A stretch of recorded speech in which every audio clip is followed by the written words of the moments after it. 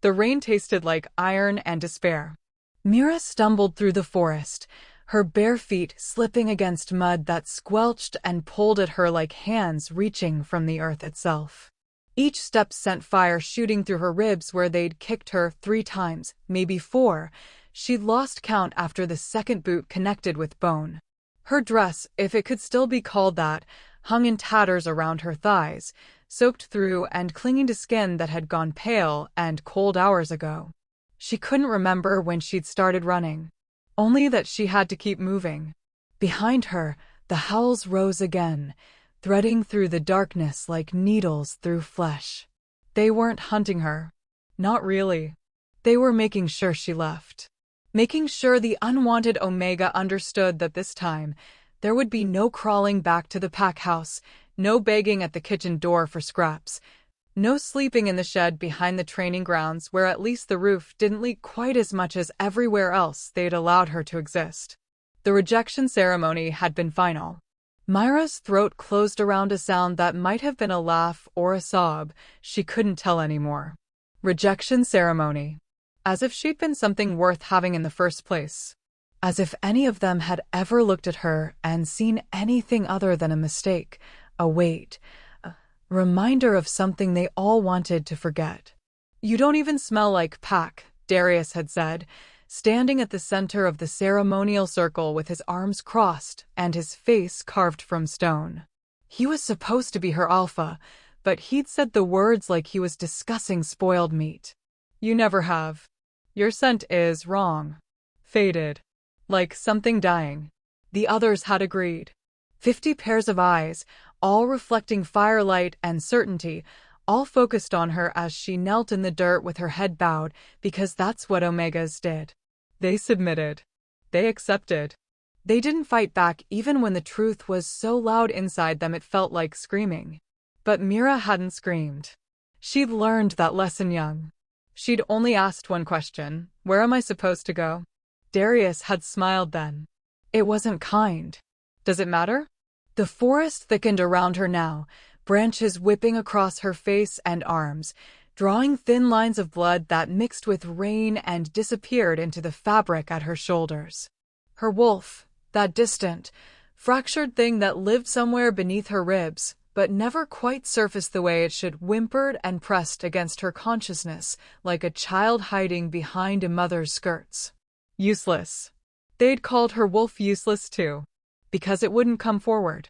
Because during her first shift at 13, she'd screamed and thrashed and felt something twist inside her, something bright and burning and utterly wrong, and when she'd finally collapsed in the dirt, she'd still been human.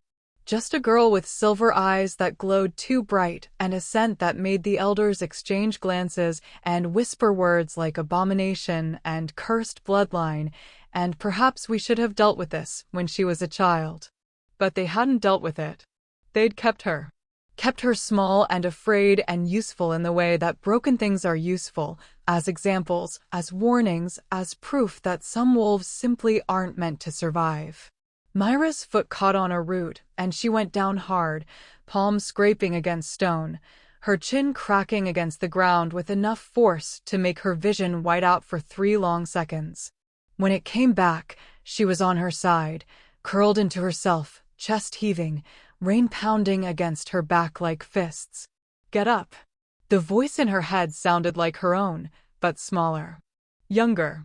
"Get up, or they'll find you still breathing, and that will be so much worse." She knew it was true. The pack wouldn't cross the border to hunt her. That would break ancient laws, treaties signed in blood between territories that didn't tolerate trespassers, even unwanted ones. But if she stayed here, collapsed on the edge of their land like trash they'd forgotten to burn, someone would come back. Someone always came back to make sure the job was finished. Mira pushed herself up on shaking arms. Her palms screamed. Her ribs felt like broken glass grinding together. But she stood, swaying, and forced her legs to carry her forward into the deeper dark where the trees grew so thick the rain couldn't reach and the ground turned soft with moss and rot. The blood moon hung somewhere above the canopy, hidden by clouds and branches, but she could feel it. Every werewolf could feel the blood moon. It made the wolf restless, made the bond between human and beast pull taut like a string about to snap. For normal wolves, it meant power, clarity, the kind of connection that let them shift effortlessly and run wild and free under a sky that understood them. For Mira, it meant pain. Her wolf clawed at her insides, desperate and afraid, trying to surface and failing, always failing because something was wrong with her. Something had always been wrong, and no amount of wishing or praying or bleeding had ever fixed it. She pressed a hand to her chest, fingers digging into soaked fabric, and kept walking. The forest changed around her. She'd crossed the border. She must have, because the air tasted different now, wilder, like the difference between a tamed garden and true wilderness. No pack scent markers. No worn paths from patrol routes. Just trees that grew twisted and ancient, roots that rose from the earth like the bones of sleeping giants, and a silence so complete it felt like the world was holding its breath. Mira had heard stories about these woods. Everyone had. The unclaimed territories between pack lands where rogues sometimes hid, where the old magic still lingered, where wolves who broke the most sacred laws were cast out to die alone. She'd never imagined she'd see them herself. But here she was. Omega. Outcast. Girl without a name that anyone wanted to remember. She didn't know how long she walked. Time felt strange under the canopy, stretched thin and untrustworthy.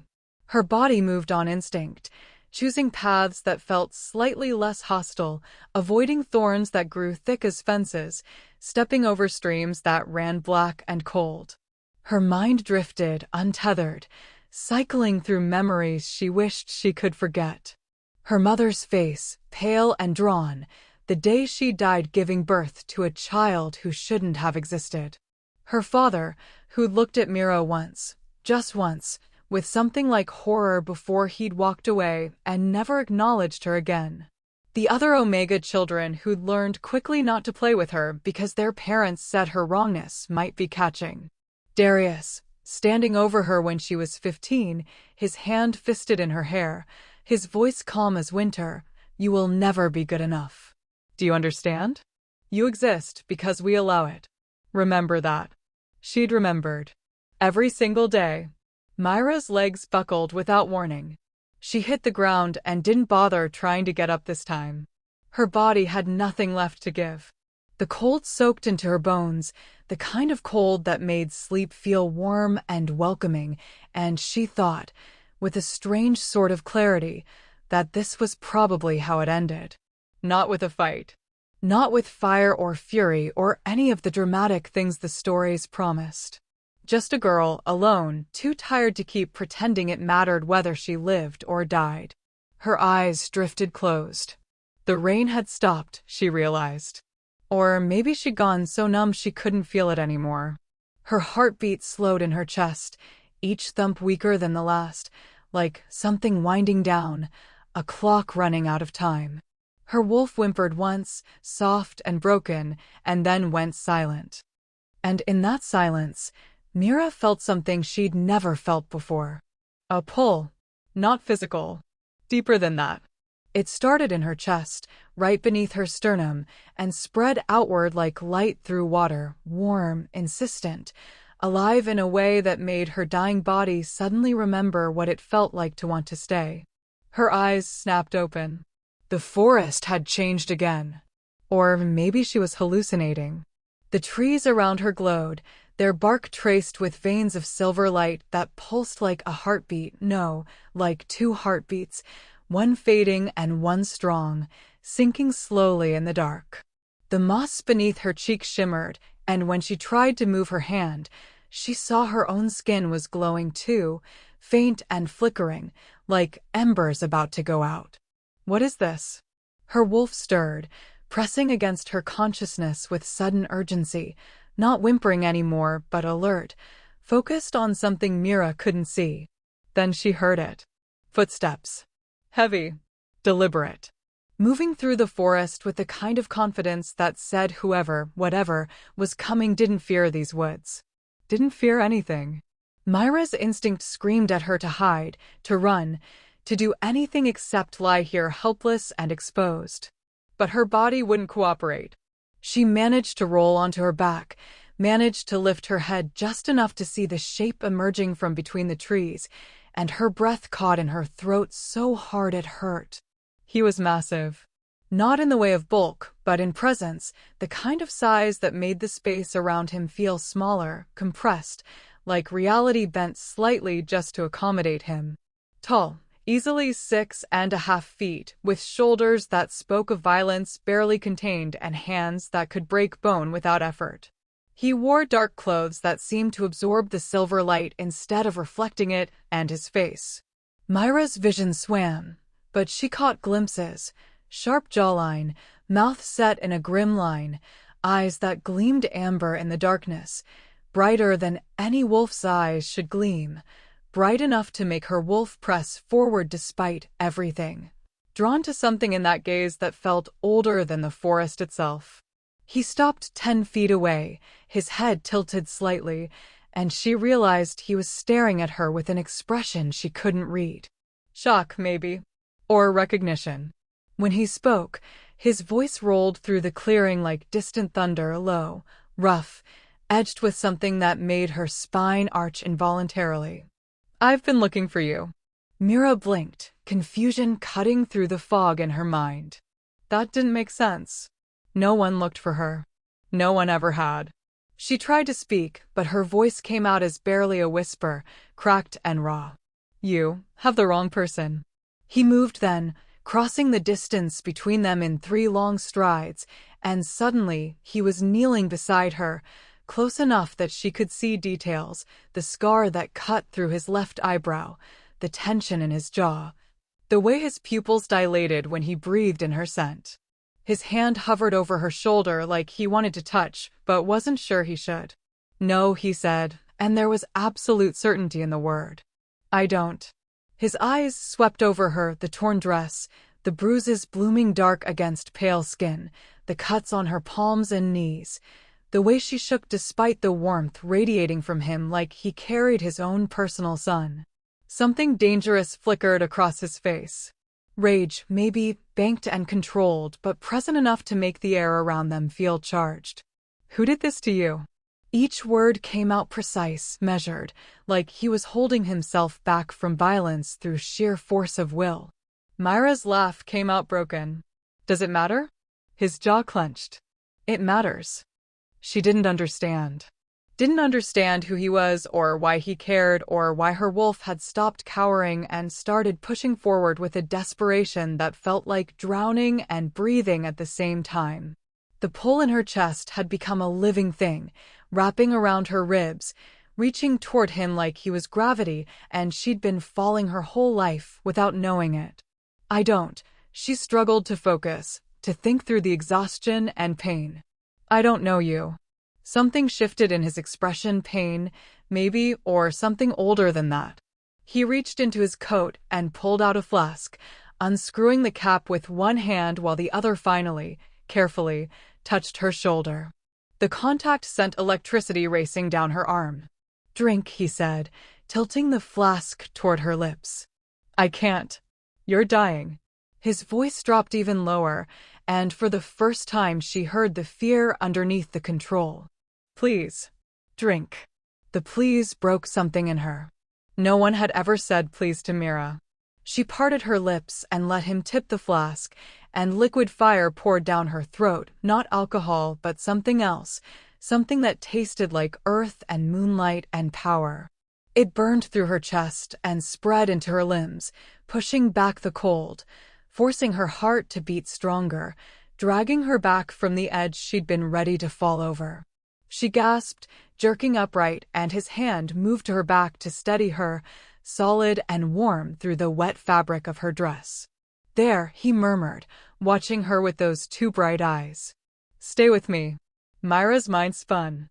The exhaustion hadn't disappeared, but it had retreated, pushed into the background by whatever he'd given her, and she could think again, could focus on the man kneeling beside her in the glowing forest like he'd stepped out of a dream or a nightmare. She wasn't sure which. Who are you? She whispered. He studied her for a long moment, something unreadable passing across his face. Then he said, my name is Kale. Just the name. Nothing else. But the way he said it, the weight behind those simple syllables, made her wolf whine with recognition even though Mira had never heard it before in her life. I need you to trust me, Kale continued, his hand still on her back, thumb moving in small circles that might have been unconscious. Can you stand? I don't know. Try. He helped her up, his grip careful but unbreakable, and Myra's legs trembled but held. She swayed against him, and he caught her, one arm wrapping around her waist to keep her upright, and the contact made something in her chest crack open, made the pull between them surge so strong she had to bite her lip to keep from making a sound. Kale went completely still. His breathing changed, deepened, and when she dared to glance up at him his eyes had darkened to amber touched with gold, pupils blown wide. He was staring at her like she was the only thing in the world that mattered, like he'd found something he'd lost and wasn't sure it was real. Do you feel that? His voice had gone rough, stripped down to something raw. Mira nodded because she couldn't lie, not about this, not when it felt like her entire being was straining toward him, toward this stranger who'd appeared when she was supposed to die alone. What is it? She asked, though part of her already knew. Part of her had always known, buried deep under years of rejection and shame and believing she was too broken to deserve anything good. Kale's hand tightened on her waist. When he spoke, the words came out low and careful, like he was afraid they might shatter something fragile. You're my mate. The world tilted. Mira felt the truth of it slam into her chest, undeniable and terrifying and impossible. Mates were supposed to be a blessing, the ultimate bond between wolves, the thing every shifter dreamed of finding. But she'd never imagined it for herself. Unwanted omegas didn't get mates. They got scraps and silence and early graves. That's not possible, she heard herself say, even though her wolf was screaming yes, yes, finally yes. It is.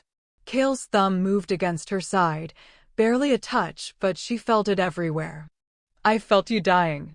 Miles away, I felt your heartbeat fading, and he stopped, jaw working like the words were hard to force out. I've been searching for 3 days. Following a feeling I couldn't name. And I found you. 3 days. He'd been looking for 3 days, not even knowing who she was, driven by a bond he hadn't chosen. Myra's eyes burned. You should leave. What? Her voice cracked. I'm broken. Defective. My pack rejected me because there's something wrong with my wolf, something wrong with me, and you can't want this. You can't want me. Kale's other hand came up to cup her face, forcing her to look at him, and the gentleness in the gesture made her want to break apart. Listen to me, he said, and there was steel under the softness. I don't care what they told you. I don't care what they made you believe. You are mine, and I am yours, and that is the only truth that matters. You don't understand. Then help me understand. His forehead dropped to rest against hers, and Mira felt the shudder that ran through him, felt how tightly he was holding himself together. But don't ask me to leave. Because I can't. Not now. Not ever. The rain started again, soft this time, pattering against the leaves above them. The silver light still pulsed through the trees, through the ground, through her own skin where his hands touched her. And Mira felt something shift inside her, some fundamental piece clicking into place that had been misaligned her entire life. This was why she'd never fit. Why her wolf had never surfaced properly. Why the pack had feared her even as they despised her. She'd been waiting. Her wolf had been waiting. For him. I don't even know you, she whispered, but it sounded like surrender. Kale's lips curved into something that wasn't quite a smile. Then let me change that. He pulled back just enough to shrug out of his coat, and Mira realized for the first time that she was still shaking, still soaked through, still barely upright. He wrapped the coat around her shoulders, and it swallowed her, huge and warm and smelling like cedar and smoke and something wild she couldn't name. Her wolf practically purred. "Can you walk?" he asked. "Where?" "Somewhere safe. Somewhere warm." His eyes searched hers. "Somewhere I can make sure you don't fade on me." The way he said it, like her survival was the most important thing in his world, made Myra's throat close up. She managed a nod. "Good." Kale kept one arm around her waist and started guiding her through the forest, moving with the sureness of someone who knew these woods intimately. "We need to move quickly. The blood moon makes it hard for me to control things." "Control what?" His smile turned sharp. "Everything." They walked in silence for a while, Mira leaning heavily against him, trying to process the fact that 15 minutes ago she'd been dying and now she was being carried through a glowing forest by a man who claimed to be her mate, a man whose presence made her wolf finally want to surface. She had so many questions. About who he was, where he came from, what he wanted from her, why he'd been searching at all. But exhaustion weighted her tongue, and it was taking all her focus just to keep moving. After what felt like hours, but was probably only minutes, the trees thinned ahead, revealing a structure she hadn't expected, a cabin, small but solid, smoke curling from a stone chimney. Light glowed in the windows, warm and inviting. "Here," Kale said, steering her toward the door. "Is this yours?" "It is now."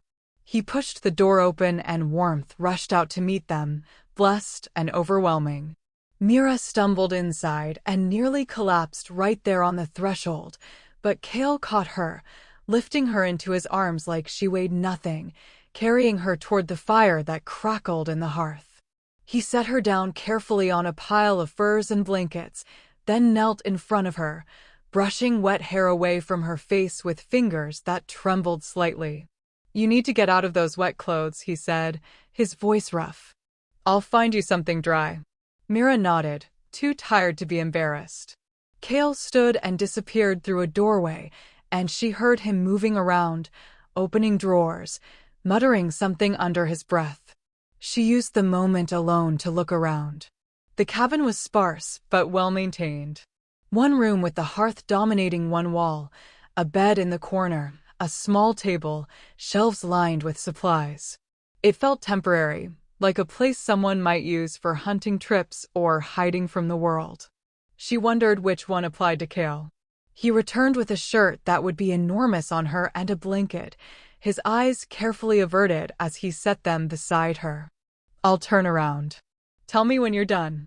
He turned to face the fire, hands clasped behind his back, and Mira wrestled herself out of the ruined dress with shaking fingers, every movement sending fresh pain through her ribs. The shirt fell to her knees.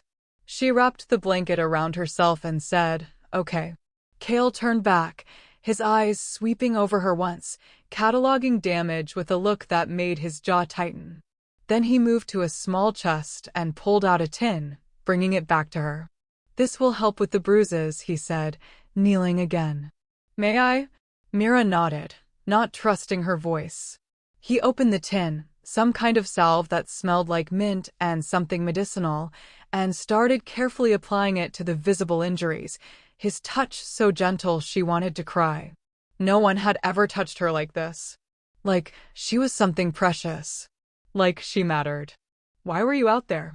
Kale asked quietly as he worked. "In the unclaimed territories. I had nowhere else to go." His hands stilled. "Your pack cast me out. Tonight. During the rejection ceremony." She laughed, bitter. "They said I didn't belong. Said I never had." Kale's jaw worked. When he spoke, his voice had dropped into a register that made her skin prickle. "What's your pack called?" "It doesn't matter." "It matters to me." Mira studied his face, seeing the violence simmering just under the surface, and some instinct told her not to give him that information. Not yet. Not until she understood what he might do with it. "They're not worth your anger," she said instead. "They nearly killed you." "They would have if you hadn't," she trailed off, reality crashing down on her again. "How did you find me? How did you even know to look?" Kale sat back on his heels, the tin forgotten in his hands. For a long moment he didn't answer, his eyes distant, focused on something she couldn't see. Then he set the tin aside and reached for her hand, turning it over so her palm faced up. "You feel this?" he asked, pressing his thumb against her pulse point. "This pull between us?" She nodded. "It goes both ways." And when you started to fade, when your heart started to give out, he stopped, his grip tightening slightly. I felt it like someone was tearing my chest open. I didn't know who you were or where you were, but I knew I had to find you. So I ran. I followed the bond, and I ran. For 3 days. For as long as it took. The simple certainty in his voice cracked something loose in Myra's chest. She looked down at their joined hands, his so much larger than hers, scarred and powerful, cradling hers like it was made of glass. "I don't understand," she whispered. "Why me? I'm nothing. I'm no one. There has to be some mistake." Kale's free hand came up to cup her cheek again, tilting her face until she had to meet his eyes. They burned with intensity that made her breath catch. "There's no mistake," he said. "Do you want to know what I felt the moment I saw you?" "The exact moment I laid eyes on you lying there in the dark." Mira couldn't speak, could only nod. "I felt whole." His thumb brushed across her cheekbone. "For the first time in my life, I felt whole. Like every piece that was scattered finally made sense." "You're not a mistake, Mira. You're the answer." Her name. He'd said her name. "How do you know my name?" His smile turned sad.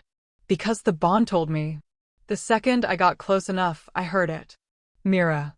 Like a whisper in my blood." She wanted to believe him. Wanted it with a desperation that scared her. But 20 years of rejection and shame weren't easy to overcome, even with a mate bond pulling at her ribs. "I don't know how to do this," she admitted, her voice small. "I don't know how to be someone's mate. I don't know how to be anything except what they made me." "Then we'll figure it out together." Kale's voice softened. "I'm not asking you to be perfect. I'm just asking you to stay. To let me protect you. To give this bond a chance. What if my wolf is too broken? What if I can't complete the bond?" His expression darkened. "Your wolf isn't broken. Something was done to you, I can feel it, something that's been suppressing what you really are. But you're not broken. You're just caged." The words sent a chill down her spine. "What do you mean?" Kale hesitated, clearly weighing his words. "I need to tell you something. About who I am." "Okay."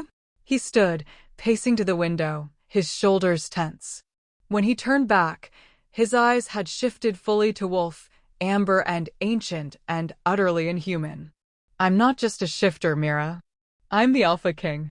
I rule over the Northern Territories, 17 packs, thousands of wolves." He paused. "And for the last 5 years, I've been searching for my mate. Not because I wanted one, but because a prophecy said I had to find her or my kingdom would fall." The air left Myra's lungs in a rush. Alpha King. The words didn't make sense. Alpha Kings were legends, figures from stories, powerful beyond measure and ancient beyond counting. They weren't supposed to be real. And they definitely weren't supposed to be standing in front of her, claiming she was their mate. "That's impossible," she breathed. "I wish it was." Kale moved back to her, dropping to his knees again so they were eye level. "The prophecy said my mate would be hidden, rejected by her pack, marked with silver fire. And when I found her, I would have to make a choice that would save us both or destroy everything." Silver fire. Myra's wolf stirred at the words, pressing forward with sudden urgency. "What choice?" she asked, though part of her was afraid of the answer. Kale took both her hands, his grip steady despite the tremor she felt running through him. "Your body is too weak to complete the bond.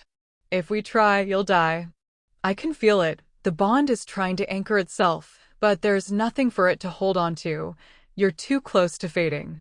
So I have to do something that will anchor you to life. Something that will force your body to fight." Myra's heart hammered. "What are you saying?" He met her eyes, unflinching. "I need you to bear my child." The words hung in the air between them, impossible and terrifying. "What?" "It's the only way to save you." Kale spoke quickly now, urgency bleeding into his tone. A child born from a mate bond creates a secondary anchor, a life force connection that will pull you back from the edge and give your body a reason to heal. But more than that, he paused. The prophecy says our child will be the key to stopping a war. That without both of you, without you and the child, the darkness will consume everything. Myra's mind reeled. This couldn't be real. It was too much, too fast, too impossible. An hour ago she'd been dying in the woods, and now an Alpha King was telling her she needed to have his baby to save herself and, potentially, the world. I can't, she whispered. I don't even know you. I know. His voice cracked with desperation. I know this is insane. But Mira, you're fading. I can feel it happening even now, even with the medicine I gave you. You have days, maybe less. And he stopped, jaw clenching. I can't lose you. Not when I just found you. She wanted to argue. Wanted to tell him to find another way. But her body was already betraying her, exhaustion dragging at her limbs, her heartbeat stuttering unevenly in her chest. She could feel it, the fade he was talking about, like a tide pulling her out to sea. And beneath that, her wolf pressed forward, not afraid anymore, recognizing something in him that made every instinct scream mate. Safe, home. If you're lying, Mira said, her voice shaking, if this is some trick. It's not. Kale brought her hands to his chest, pressing them over his heart. She could feel it racing, could feel the bond thrumming between them, undeniable and real. I swear on my life, on my crown, on everything I am, I will protect you. I will fight for you. And I will spend every day proving that you were worth searching for. Tears spilled down Myra's cheeks. She didn't know if she believed in prophecies or fate or any of it. But she believed in the bond. She believed in the way her wolf had finally stopped cowering. And she believed that dying alone in the dark was a waste when there was someone willing to pull her back into the light. Okay, she whispered.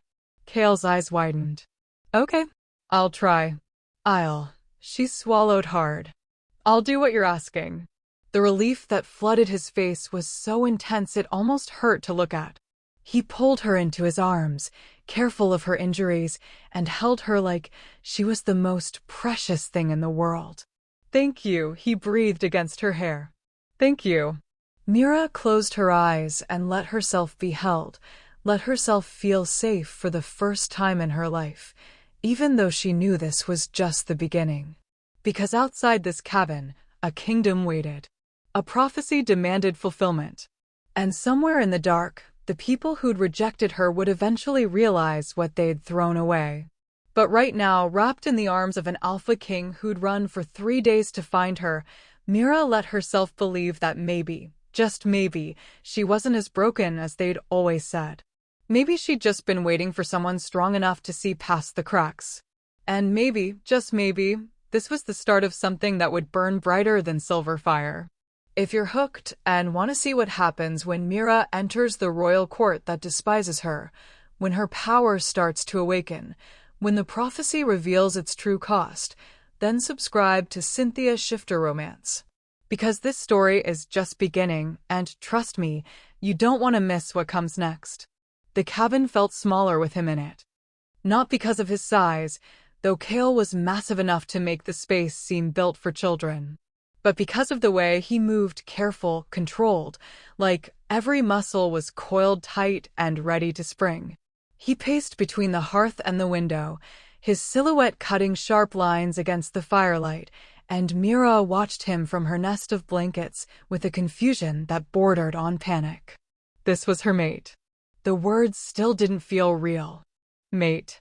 The thing every wolf dreamed of, the bond that was supposed to make everything else make sense. Except nothing made sense. Not the way her wolf had finally stopped cowering and started pressing forward with desperate recognition. Not the pull in her chest that made her want to reach for him even though she barely knew his name.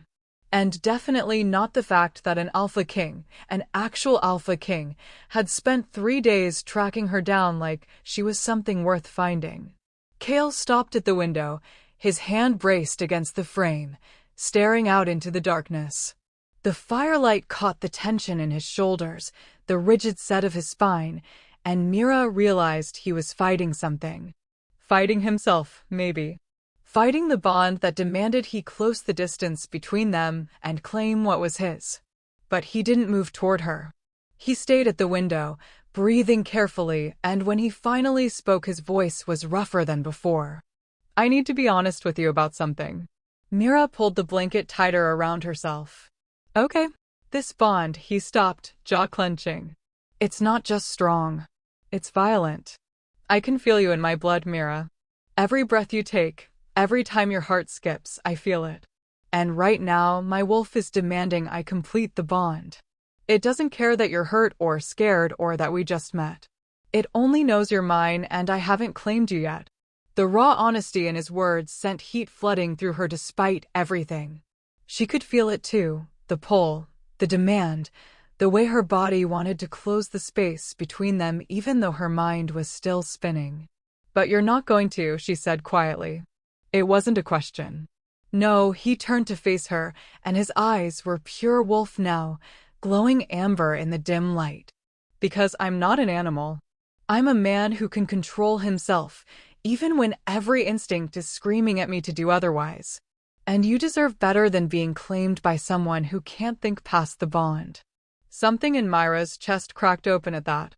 All her life, she'd been treated like she didn't deserve basic dignity, like her wants and fears didn't matter because she was just an omega, just a broken thing that existed at everyone else's mercy.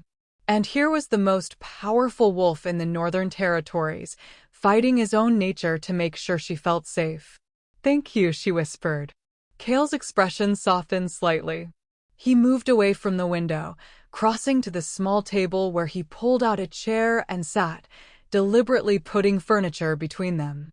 Creating distance. Giving her space to breathe. Tell me about your pack, he said, and though his tone was casual, Mira heard the steel underneath. The one that rejected you.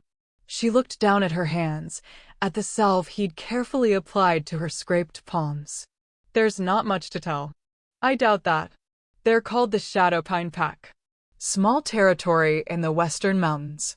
Maybe 60 wolves total.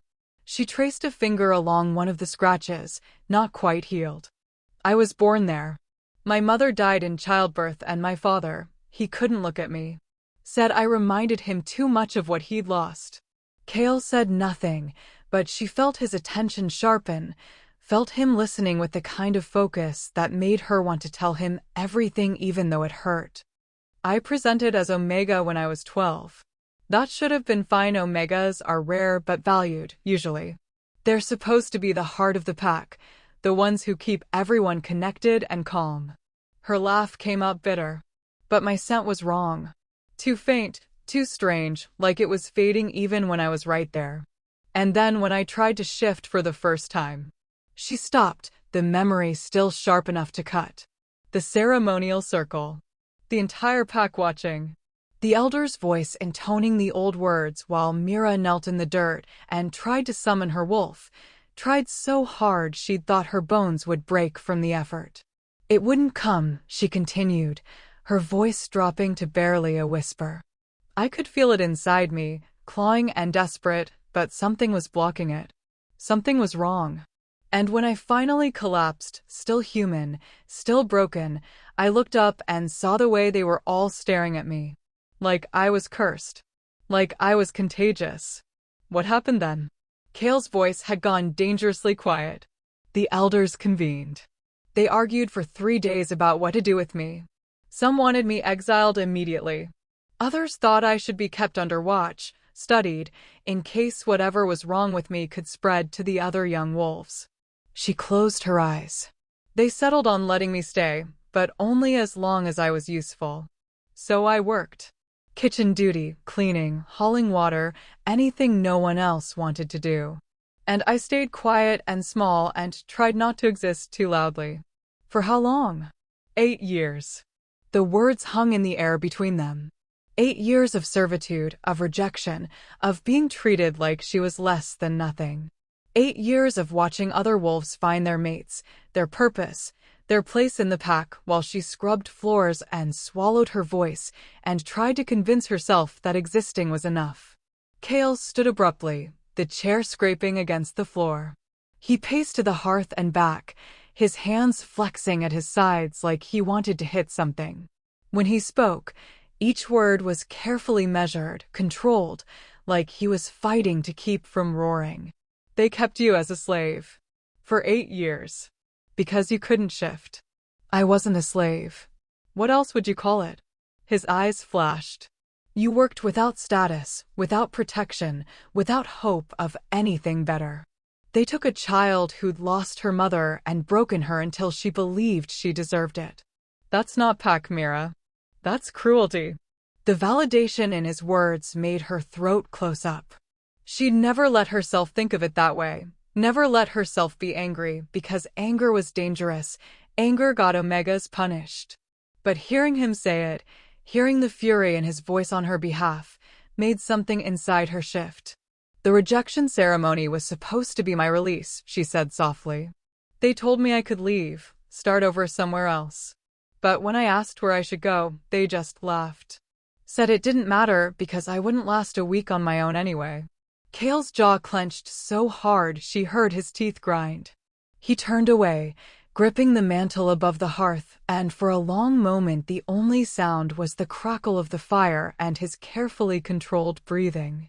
When he finally faced her again, his expression had shifted into something she couldn't quite read. Determination, maybe. Or promise. They were wrong, he said flatly. About all of it. Your wolf isn't broken. Your scent isn't wrong. And you're not going to die alone in the wilderness, because you're mine now and I protect what's mine. The possessiveness in his tone should have scared her. Should have made her want to run. But instead it made her wolf practically purr, made that pull in her chest surge so strong she had to press a hand over her heart to contain it. You keep saying that, Mira said, her voice shaking. That I'm yours. But you don't know me. You don't know what I can or can't do, what I might cost you. What if the prophecy is wrong? What if I'm not strong enough to do whatever it is you think I can do? Kale crossed the space between them in 3 long strides, dropping to his knees in front of her so they were eye level. His hands hovered near her shoulders like he wanted to touch, but was holding himself back. The prophecy isn't wrong, he said, and there was absolute certainty in his voice. I've seen too much, felt too much to doubt it now. But even if there was no prophecy, no war, no kingdom hanging in the balance, I would still fight for you. Because you're my mate, and that means something to me even if it never meant anything to them. Mira felt tears prick at her eyes. I don't understand why. Because I've been alone for a very long time. His voice dropped, rough and raw. I've been the Alpha King for 12 years. 12 years of ruling, of making decisions that affect thousands of lives, of carrying the weight of an entire kingdom on my shoulders. And in all that time, I've never had anyone who was truly mine. No one I could trust completely. No one who looked at me and saw past the crown. He paused, and something vulnerable flickered across his face. And then I felt you dying. Felt this pull I couldn't explain, this desperate certainty that somewhere out there, the other half of my soul was slipping away. So yes, I ran for 3 days. Yes, I tracked you through territory I had no right to enter. Yes, I'm asking you to do something terrifying and impossible. But I'm not asking because the prophecy demands it. I'm asking because losing you would break something in me that can never be fixed. The honesty in his words shattered the last of her defenses. Mira reached out with a shaking hand and touched his face, her fingers tracing the scar through his eyebrow, and Kale went completely still, his eyes closing like her touch was both painful and necessary. How did you get this? She asked softly. A fight. Years ago. His voice had gone rough. I was young and stupid and thought I could challenge a rogue alpha twice my size. I was wrong. Did you win? His lips quirked. Eventually. But it taught me an important lesson. What lesson? That strength alone isn't enough. You need strategy. Patience. The ability to take a hit and keep fighting. His eyes opened, finding hers. You already know that lesson, don't you? You've been taking hits your whole life and you're still here. Still fighting. That's real strength, Mira. The kind that matters. She wanted to believe him. Wanted it so badly she could taste it. But 20 years of being told she was worthless didn't disappear just because someone said nice words, even if that someone was her mate. I'm scared, she admitted, the words barely audible. Of me? Of all of it. Of this bond. Of what you're asking me to do.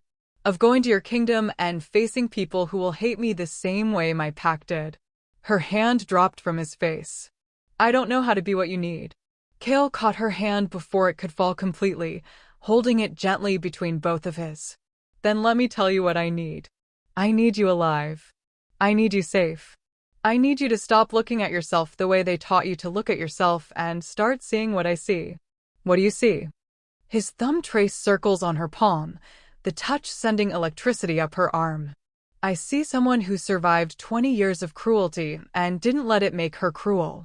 I see someone who planned to die alone rather than burden anyone else with her existence. That's not weakness, Mira. That's someone who's been hurt so badly they think they deserve it. And I see someone who's about to discover she's been carrying power inside her that terrifies people who should have protected her. The last part made her wolf stir, pressing forward with sudden intensity. What do you mean? Kale's expression grew serious. Your wolf can't surface because something is suppressing it. I told you that before. But I didn't tell you why I think that's happening. Why? Because you're not just Omega. You're something else. Something older. He paused, choosing his words carefully. There are bloodlines in our world that go back to the first shifters, the ones who walked with the moon goddess herself. Most of those bloodlines have faded over the centuries, diluted through breeding with common wolves. But occasionally, one surfaces. And when it does, it's dangerous. Myra's heart hammered. Dangerous how? Powerful. Unpredictable. The kind of power that can reshape territories or burn them to the ground depending on who wields it. His eyes held hers. I think that's what you are. I think your pack sensed it, even if they didn't understand it, and they suppressed your wolf because they were afraid of what you might become. That's impossible. I'm just an Omega everyone rejected? An unwanted wolf who can't shift. Kale's voice turned fierce. No, you're my mate. You're connected to a prophecy that's been whispered for 300 years. And your scent, when I'm close enough to really feel it, carries traces of silver fire. Do you know what that means? She shook her head, unable to speak. It means you're descended from the silver flame bloodline. The warriors who protected the first packs, who could burn through curses and see through lies, and whose very presence made the darkness retreat. He leaned closer, his voice dropping to something almost reverent.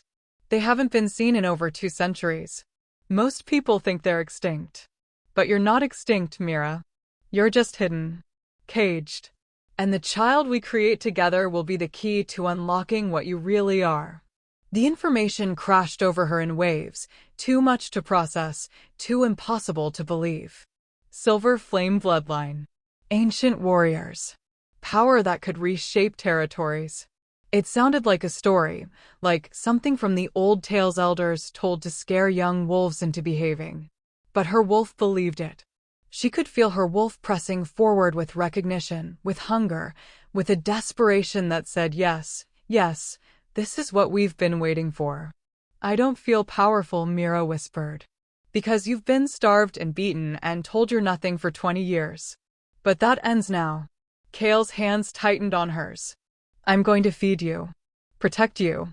Give your body time to heal and your wolf time to surface.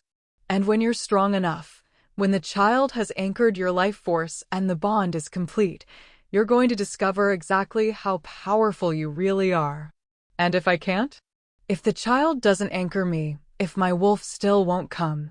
His expression turned absolutely ferocious. Then I'll find another way. I'll search every corner of the kingdom for healers and seers and ancient texts.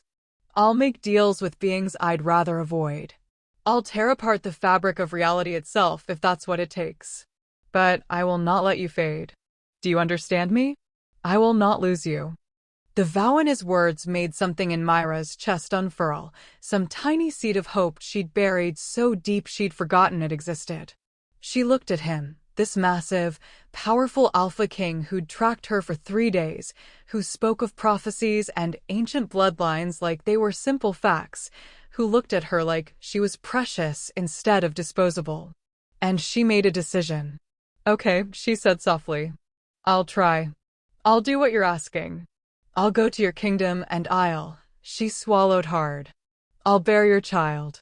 But I need you to promise me something. Anything. If this doesn't work, if I'm not strong enough, if the prophecy was about someone else, you have to let me go. You can't sacrifice your kingdom for a bond that might be broken. Promise me." Kale's eyes flashed with something dangerous. "No, Kale." I said no. His voice had gone hard as iron. "I'm not promising to let you go. I'm not planning for your failure. The only thing I'm promising is that I will fight for you with everything I have, and if the kingdom doesn't like it, they can challenge me for the crown. But they won't win, Mira. Because I've spent 12 years becoming the strongest wolf in the Northern Territories, specifically so no one could take what's mine. And you're mine now. That's not negotiable." The possessive declaration should have felt like a cage. Should have triggered every instinct that told her to run, to hide, to protect herself from being owned by someone who had power over her. But it didn't feel like a cage. It felt like safety. Like belonging. Like finally having someone who would stand between her and the world that had tried to break her. "I don't know how to do this," she admitted again, but this time it sounded less like fear and more like surrender. Kale's expression softened. He released one of her hands to brush a strand of damp hair away from her face, his touch impossibly gentle for someone so large and dangerous. "Neither do I," he said quietly. "I've never had a mate before. Never wanted one badly enough to search. I've spent my entire adult life convinced I was better off alone, that needing someone made you weak. And then I felt you dying and realized I'd been lying to myself for years." "What changed?" "You did." His thumb traced her cheekbone. "The second I saw you lying in that clearing, something in me just knew. Knew that every decision I'd made, every fight I'd won, every year I'd spent building power and influence had been leading to that moment. Leading to you." Myra's breath caught. "That's a lot of pressure." "Is it?" His lips quirked. "Because from where I'm sitting, it looks like relief. Like I finally have a reason for all of it. A reason beyond duty or honor or maintaining peace. I have you. And that matters more than anything else." The sincerity in his voice made her want to cry. Or laugh. Or maybe both. She settled for leaning forward slightly, close enough that she could feel the heat radiating off him, close enough that her wolf practically sang with satisfaction. "I need time," she said. "To adjust. To understand what's happening. I can't just jump into this." "I know." Kale's hand moved to cup the back of her neck, his fingers tangling gently in her hair. "I'm not asking you to. We have time. Not a lot, but enough for you to eat real food and sleep in a real bed and start believing that you're safe. And then, when you're ready, we'll talk about the rest." The rest meaning the child. "Yes." His eyes held hers. "But only when you're ready. Only when you trust me enough to make that choice willingly. I won't force this, Mira. I won't force anything. The bond is demanding and the prophecy is urgent, but I'm still a man who can wait for consent." The word consent made something in her relax. Because that's what he was offering, not just protection or power or a place in his kingdom, but actual choice. The thing she'd never had before. "Okay," she whispered. "Then I need you to tell me everything. About the prophecy. About your kingdom. About what happens after the child is born. I can't make decisions blind." Kale nodded slowly. "Fair enough. But not tonight. Tonight you need rest. You're still weak, still healing, and this conversation is already pushing you too hard." "I can see it." He was right. Exhaustion pulled at her limbs, made her eyelids heavy despite the fear and confusion and strange hope churning in her chest. Her body was demanding sleep, demanding time to process everything that had happened in the last few hours. "Where will I sleep?" she asked. Cale glanced toward the bed in the corner, then back at her. "The bed is yours. I'll take the floor." "You don't have to." "I do." His voice was firm. "The bond is already hard enough to control. If I sleep next to you, if I smell you and feel your warmth all night, I won't be able to stop myself from reaching for you. And you're not ready for that. So the floor is safest. For both of us." Part of Mira wanted to argue. Wanted to tell him she trusted him enough to share space. But a larger part, the part that was still afraid, still uncertain, was grateful for the boundary. "Thank you," she said quietly. Cale stood, helping her to her feet with careful hands. She swayed slightly, and he steadied her, his grip warm and solid. Then he guided her to the bed, pulling back the furs and blankets so she could slide beneath them. The bed was softer than anything she'd touched in years. Mira sank into it with a sound that might have been a whimper, her body finally relaxing now that it understood it was safe. Cale pulled the blankets up to her chin, tucking them around her with a tenderness that made her throat close up. "Sleep," he murmured, his hand lingering on her shoulder. "I'll keep watch. You need rest too." "I'm fine. Alphas can go days without sleep if necessary." "Cale, I'll rest tomorrow. Tonight I'm staying awake to make sure nothing gets near you." No arguments. Mira wanted to protest, but her eyes were already drifting closed, exhaustion finally overwhelming everything else.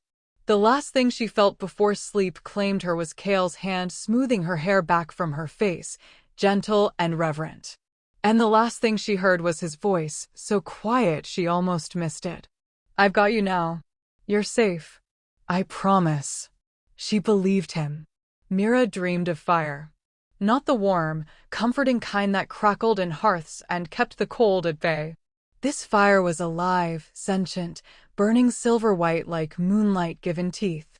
It moved through her veins instead of blood, filled her lungs instead of air, and when she opened her mouth to scream, flames poured out in a torrent that consumed everything in their path.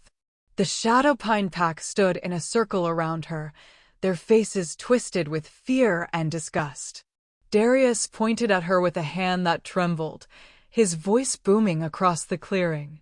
"Abomination. Cursed. She'll kill us all if we let her live." Mira tried to speak, tried to tell them she couldn't control it, that she didn't understand what was happening. But the fire kept coming, kept burning, and one by one the wolves in the circle began to scream as the flames touched them, as their skin blistered and their eyes went white with terror. She wanted to stop. Wanted to pull the fire back inside herself and make it disappear. But it had a will of its own, hungry and vicious, and it whispered in a voice that sounded like her mother's. "Let them burn. They deserve it. They all deserve it for what they did to you." And the terrible part, the part that made her wake gasping, was that some dark corner of her soul agreed. Myra's eyes snapped open to find pale morning light filtering through the cabin's single window. Her heart hammered against her ribs, sweat cooling on her skin despite the warmth of the blankets. For a disorienting moment, she didn't remember where she was, didn't understand why the ceiling above her was unfamiliar or why she could smell cedar and smoke, and something wild that made her wolf stir with recognition. Then it all came rushing back. The rejection ceremony. The forest. Cale. She turned her head and found him exactly where he'd promised to be, sitting on the floor with his back against the wall beside her bed, his eyes closed, but his posture too alert to be truly asleep. Even at rest, he looked dangerous, all coiled muscle and barely contained power, but there was something almost peaceful about his face when it wasn't twisted with worry or rage on her behalf. Mira studied him in the morning light, trying to reconcile what she knew with what she felt. Alpha King. Mate. The person who'd found her dying and refused to let her go. It still felt impossible, like a story someone else was living and she'd just stumbled into by accident. But the bond didn't lie. She could feel it even now, that invisible cord connecting her chest to his, pulling taut whenever she thought about leaving, loosening into something warm and right when she looked at him. Her wolf pressed against her consciousness with contentment it had never shown before, completely at ease in his presence despite the fact that he could probably kill her without breaking a sweat. "Trust him," her wolf seemed to say. "He's ours." The possessive certainty in that thought should have scared her. Should have made her want to run before she got too attached to someone who had the power to destroy her more thoroughly than her pack ever could. But she was so tired of being scared. Tired of running. Tired of believing she deserved nothing better than scraps and silence. Kale's eyes opened without warning, finding hers immediately like he'd known the exact moment she woke. His expression shifted from alert to concerned in a heartbeat. "Nightmare." Mira blinked, startled. "How did you know?" "Your heartbeat changed. You were whimpering." He shifted slightly, like he wanted to move closer, but was holding himself back. "Want to talk about it?"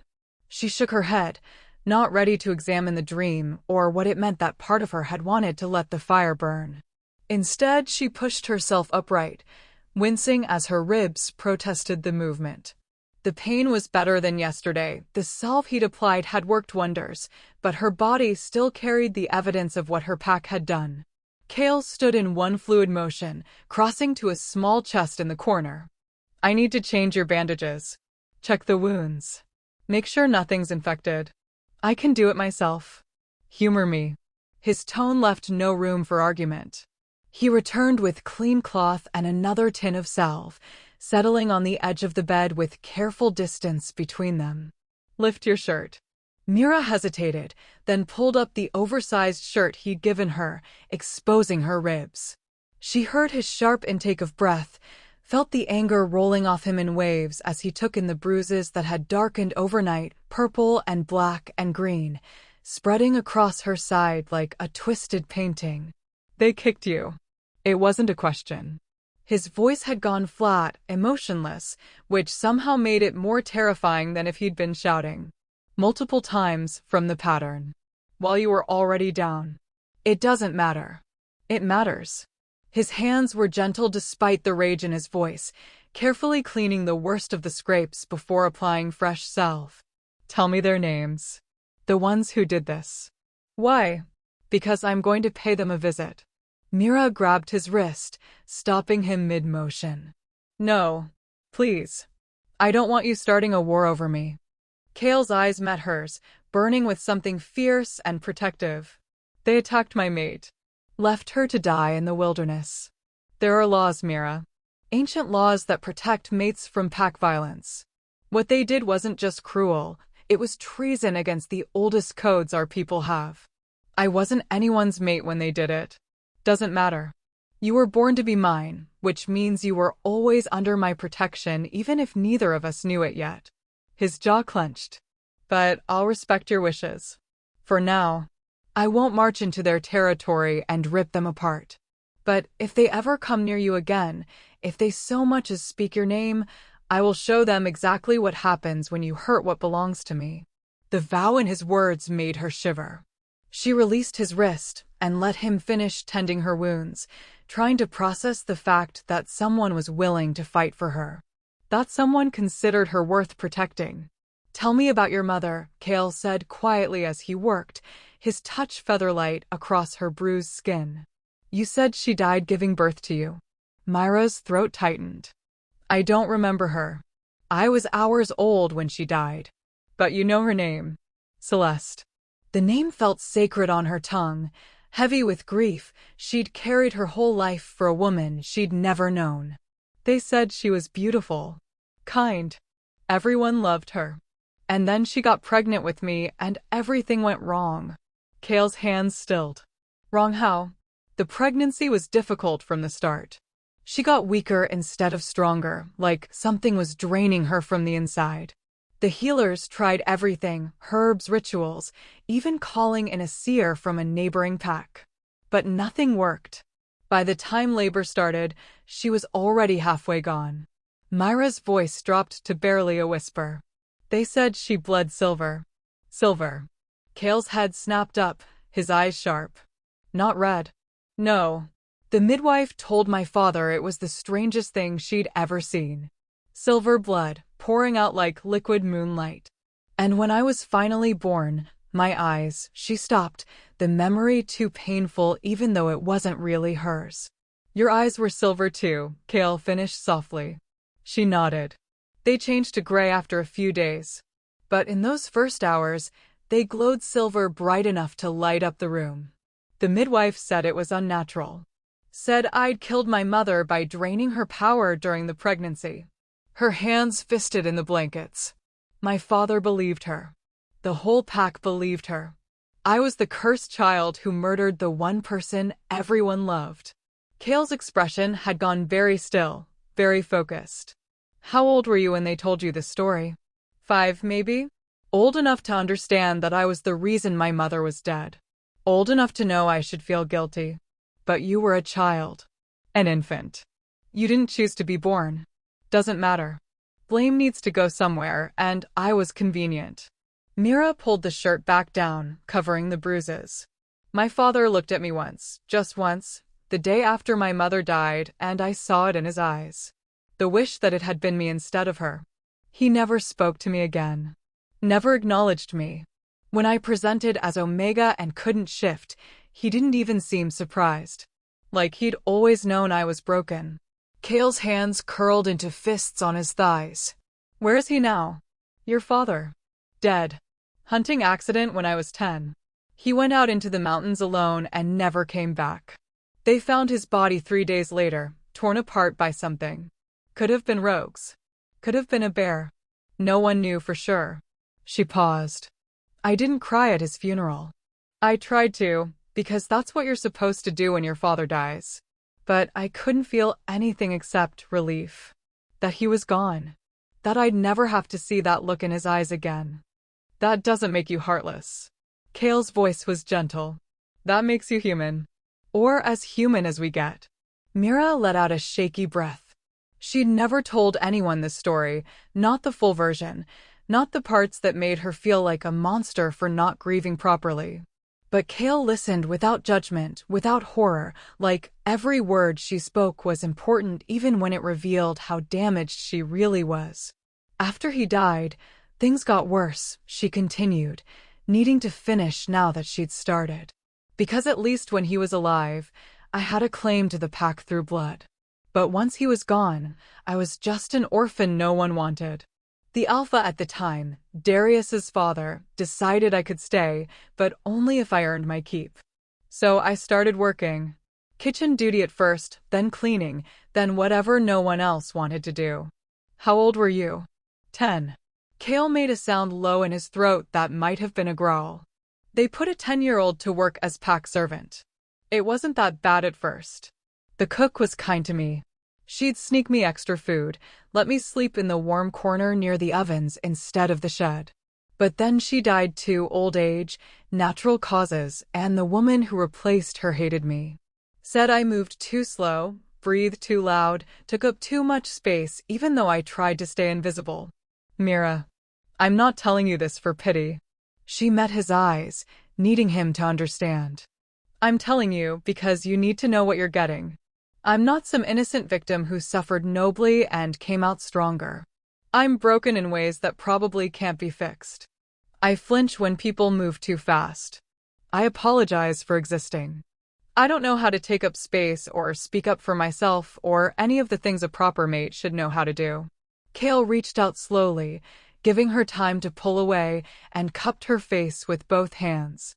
His touch was warm, solid, anchoring her when she felt like she might float apart.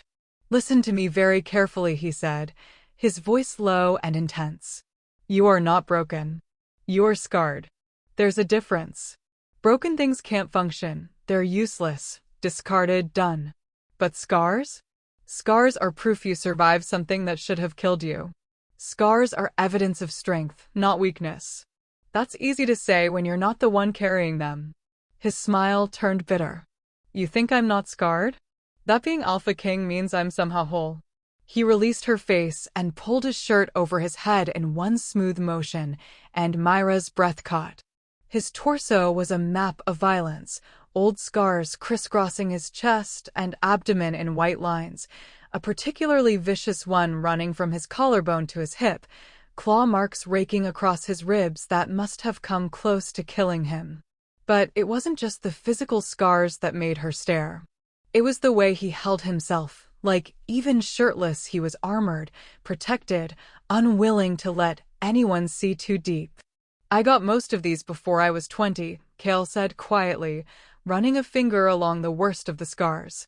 Fighting my way up through pack hierarchy, proving I was strong enough to lead. Every challenge, every battle, every wolf who thought they could take my crown, I carry evidence of all of it. And the scars you can't see. His eyes found hers. Those are worse. Years of making decisions that got people killed. Of choosing duty over mercy. Of becoming exactly what my kingdom needed even when it meant killing the parts of me that wanted to be kind. Mira reached out without thinking, her fingers tracing the long scar from collarbone to hip. She felt him shudder under her touch, felt the way his breathing changed, but he didn't pull away. "What happened here?" she asked softly. "My brother." The words came out flat, emotionless. "Half-brother, technically. He challenged me for the crown 3 years ago. Said I was too ruthless, too cold, that the kingdom needed a gentler hand. We fought for 6 hours. By the end, we were both barely standing. And I had to make a choice, kill him and keep my crown, or let him live and risk civil war. You killed him." It wasn't a question. No, Cale's jaw clenched. "I let him live. Exiled him to the Southern Territories with the understanding that if he ever came back, I'd finish what we started. It was the merciful choice. The kind choice. And it cost me the respect of half my council because they saw it as weakness. That's not weakness. Tell that to the wolves who challenge my authority every time I show an ounce of compassion." His hand covered hers where it rested on his chest. "I've spent years becoming the kind of alpha no one dares question. Cold. Calculating. Willing to do whatever's necessary to maintain peace. And it's worked. My kingdom is stable, prosperous, safe. But the cost was everything else. Joy. Trust. The ability to let anyone close enough to matter. Until now," Mira whispered. "Until you." His eyes burned into hers. "You want to know why I'm fighting so hard to keep you alive? It's not just the prophecy. It's not just the bond. It's because you're the first person in 12 years who's made me want to be something other than a weapon. When I look at you, I remember what it feels like to care about something beyond duty. And I'm not ready to give that up. I'm not ready to go back to being alone." The raw vulnerability in his confession made her chest ache. Here was the most powerful alpha in the Northern Territories, admitting he was lonely. Admitting he needed her for reasons that had nothing to do with kingdoms or prophecies, and everything to do with the simple human need for connection. "I'm scared," Mira admitted, her voice breaking. "Scared that I'll let you down. That I'll fail at whatever the prophecy wants from me. That you'll realize I'm not worth all of this." Cale pulled her closer, careful of her injuries, until her forehead rested against his bare chest. She could hear his heartbeat, strong and steady, sinking slowly with her own. "Then we'll be scared together," he murmured against her hair. "Because I'm terrified too. Terrified that I'll push you too hard, ask too much, fail to protect you when you need it most. Terrified that the kingdom will reject you or that the prophecy will demand a sacrifice I'm not willing to make. But fear is just proof we care about the outcome. And caring is what makes us fight." Mira closed her eyes and breathed him in, let herself be held by someone who'd promised to keep her safe. For the first time in her life, she wasn't alone with her fear. Wasn't carrying the weight of her existence as a burden only she could shoulder. "Tell me about the prophecy," she said after a long moment. "The real version.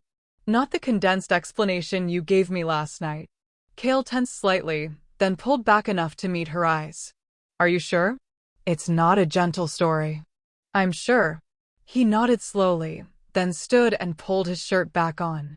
He moved to the window, staring out at the forest beyond, and when he spoke his voice had taken on the cadence of someone reciting words they'd memorized long ago. 300 years ago, the Silver Flame bloodline protected the northern territories from a darkness that rose from the unclaimed lands. They were warriors blessed by the moon goddess herself, able to burn through curses and see truth through lies. The darkness feared them because silver fire was the one thing it couldn't corrupt or consume. He paused, his hand bracing against the window frame. The final battle lasted 3 days. The Silver Flame warriors fought alongside the first Alpha King, driving the darkness back into the void it came from. But the cost was catastrophic. Every Silver Flame warrior died in that battle, every single one. Their power burned so bright that it consumed them from the inside, leaving nothing but ash and memory. Myra's breath caught. They all died. Almost all. One survived, a young woman who'd been pregnant during the battle. She was too weak to fight, so they'd hidden her in a sacred cave deep in the mountains. After the battle ended, she emerged to find everyone she'd ever loved dead. And she gave birth to a daughter who carried the bloodline but not the power. It had burned out, extinguished by the cost of saving the kingdom. What happened to them? They disappeared. The woman and her daughter vanished into the unclaimed territories, and no one saw them again. Over time, the story became legend. People forgot that the Silver Flame warriors had been real. The bloodline was declared extinct. Cale turned back to face her, his expression grim. But 100 years ago, a seer prophesied that the bloodline would return.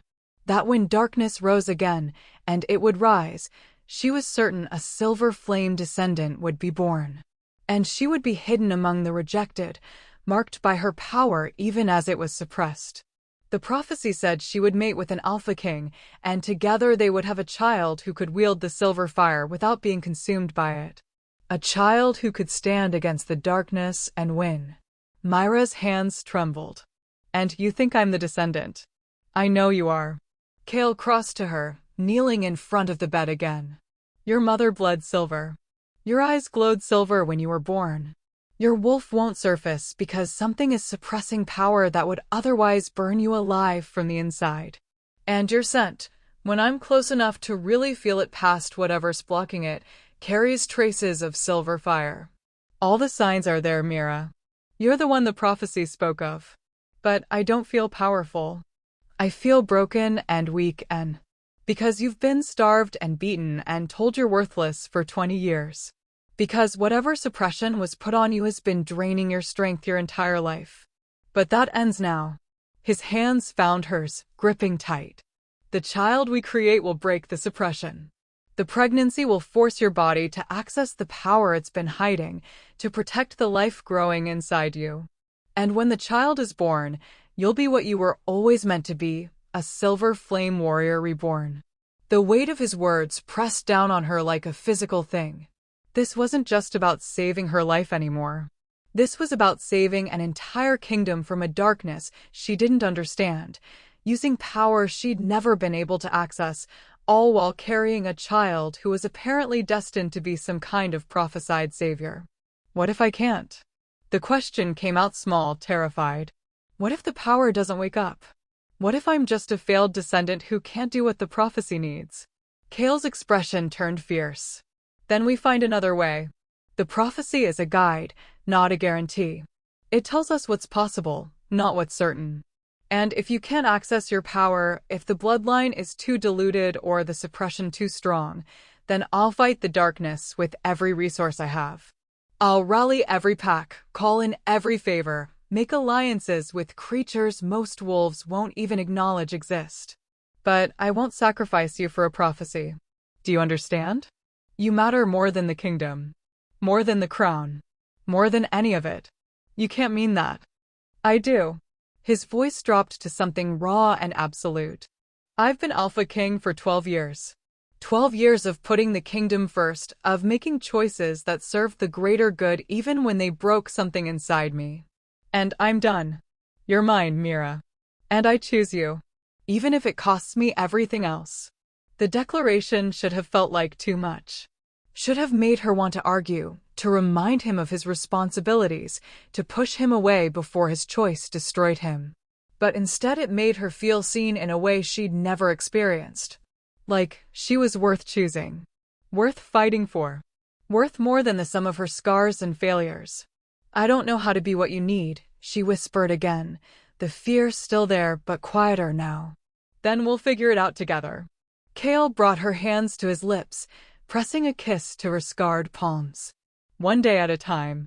One choice at a time.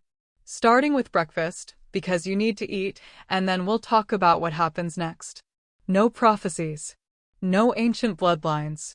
Just you and me, making decisions about our future." Mira nodded, not trusting her voice. Cale stood and moved to the small kitchen area, and she watched him work, this powerful alpha king who looked surprisingly domestic as he heated water and pulled out bread and dried meat, preparing a simple meal with efficient movements. Her wolf settled in her chest, content in a way it had never been. And Mira thought maybe, just maybe, she could do this. Could try to be brave enough to accept what he was offering. Could let herself believe that broken didn't mean beyond repair. Because Cale had scars too. And he was still standing. Still fighting. And if he could survive becoming what the kingdom needed, maybe she could survive becoming what the prophecy demanded. Maybe they could survive it together. They left the cabin 3 days later. 3 days of Mira eating real food, venison stew, fresh bread, berries Cale had gathered from the forest, and sleeping in a bed that didn't smell like mildew and shame. 3 days of her body slowly remembering what it felt like to be treated gently, to exist without waiting for the next blow. 3 days of Cale keeping his distance, sleeping on the floor, speaking to her like she was something precious instead of disposable. And 3 days of the bond between them growing stronger, pulling tighter, until Mira could feel him even when he was outside chopping wood or checking the perimeter. Could sense his mood shifts, his careful control, the way his wolf prowled just beneath his skin every time he looked at her and remembered they hadn't completed the bond yet. Her own wolf had grown restless too. Not afraid anymore, but hungry. Pressing against her consciousness with increasing urgency, demanding she close the distance between them, demanding she claim what was hers even though her human mind was still trying to process the fact that she had a mate at all. But Cale never pushed, never demanded. Just watched her with those burning amber eyes and waited for her to be ready. On the morning of the 4th day, he'd come back from his patrol with tension written across his shoulders and said simply, "We need to move. There's something you need to see." Now they walked through forest that had grown strange and wild, following paths only Cale seemed able to find. The trees here were ancient, massive trunks wider than 3 men standing side by side, branches reaching so high the canopy disappeared into mist. Moss hung in curtains from every surface, glowing faintly with bioluminescence that turned the whole forest into something from a dream. Myra's feet were bare again. The boots Cale had found for her had fallen apart after an hour of walking, too worn to survive rough terrain. But the forest floor here was soft, almost welcoming, like it recognized her presence and chose not to harm her. Her wolf pressed forward with each step, alert and focused in a way it had never been before. "Where are we going?" she asked, breaking the comfortable silence that had fallen between them. Cale glanced back at her, his hand automatically reaching out to steady her when she stumbled over a root. "Somewhere sacred. Somewhere I've only been once before, years ago when I was newly crowned and searching for answers about the prophecy." "What kind of place?" "The kind that doesn't appear on maps. The kind that only reveals itself to those it deems worthy." His expression turned serious. "The elders call it the Shrine of First Flame. It's where the moon goddess herself walked during the time of the first shifters, where she blessed the silver flame warriors and gave them their power." Myra's heart kicked against her ribs. "Why are we going there?" "Because I need to know for certain. Need proof that you're who I think you are before we—" He stopped, jaw clenching. "Before I ask you to make a choice that will change everything." The child. He was talking about the child, about the decision she'd agreed to but hadn't fully committed to. The decision that terrified her almost as much as it gave her hope. They walked in silence for another hour, the forest growing increasingly surreal around them. The air turned thick with magic. Mira could taste it on her tongue, feel it crawling across her skin like static electricity. Her wolf whined, pressing forward with equal parts eagerness and fear. Then the trees opened up ahead, and Mira stopped breathing. The clearing was circular and massive, easily 100 feet across. But it wasn't the size that stole her voice, it was what filled it. Stone pillars rose from the ground in a perfect ring, each one carved with symbols that seemed to move and shift when she tried to focus on them. In the center stood an altar made of black stone shot through with veins of silver that pulsed with light, beating like a heart. And above it all, the sky opened. No canopy, no branches, just clear open air where the blood moon hung visible even though it was mid-morning, huge and crimson and watching. "This is impossible," Mira whispered. "The blood moon was 4 nights ago. It shouldn't be visible now. And definitely not during the day. Time works differently here." Kale's voice had dropped into something reverent. "This place exists outside the normal rules. The moon goddess left a piece of herself behind when she walked here, and it's been burning ever since, patient, eternal, waiting for the right person to return." He took her hand, his fingers intertwining with hers, and led her forward into the clearing. The moment her bare feet touched the ground inside the ring of pillars, something shifted. The air grew warmer, thicker, and the symbols on the stones blazed with silver light bright enough to make her squint. Mira gasped, stumbling, and Kale caught her around the waist. "Easy," he murmured against her ear. "The shrine is reacting to you. It recognizes what you are." "I don't feel anything." But that was a lie. She did feel something. A pull, deep in her chest, drawing her toward the altar like invisible hands were wrapped around her ribs and tugging. Her wolf surged forward with sudden desperate hunger, no longer content to stay buried, and Mira felt something crack inside her, not painful, but like a door she'd never known existed had just been forced open. "Kale," her voice came out strangled. "Something's wrong." "Nothing's wrong." His grip tightened, holding her upright. "The suppression is breaking. Your power recognizes this place, recognizes what it represents, and it wants out. You need to let it happen." "I can't. I don't know how." "Yes, you do." He turned her to face him, his hands cupping her face, forcing her to meet his eyes. "Stop fighting it. Stop believing you're too weak or too broken to access what's yours. The shrine won't hurt you. It was built to awaken bloodlines like yours. Trust it. Trust yourself." Mira wanted to argue, wanted to tell him she'd spent 20 years learning not to trust anything, especially not herself. But the pull toward the altar had become overwhelming, undeniable, and her wolf was clawing at her from the inside with a ferocity that made her bones ache. She pulled away from Kale and stumbled toward the altar on shaking legs. Each step made the pressure in her chest build, made the symbols on the pillars burn brighter, made her skin feel too tight like something massive was trying to break free from inside her. When she reached the altar, she pressed her palms against the cold stone, and the world exploded into silver fire. Light poured from the altar, from the pillars, from the blood moon above. It wrapped around Mira like living chains, not restraining but embracing, and she felt it sink into her skin, her bones, her blood. Heat flooded through her, not painful but intense, burning away something dark and heavy that had been wrapped around her wolf for as long as she could remember. The suppression. This was the suppression breaking, shattering, dissolving under the weight of power that had been caged too long.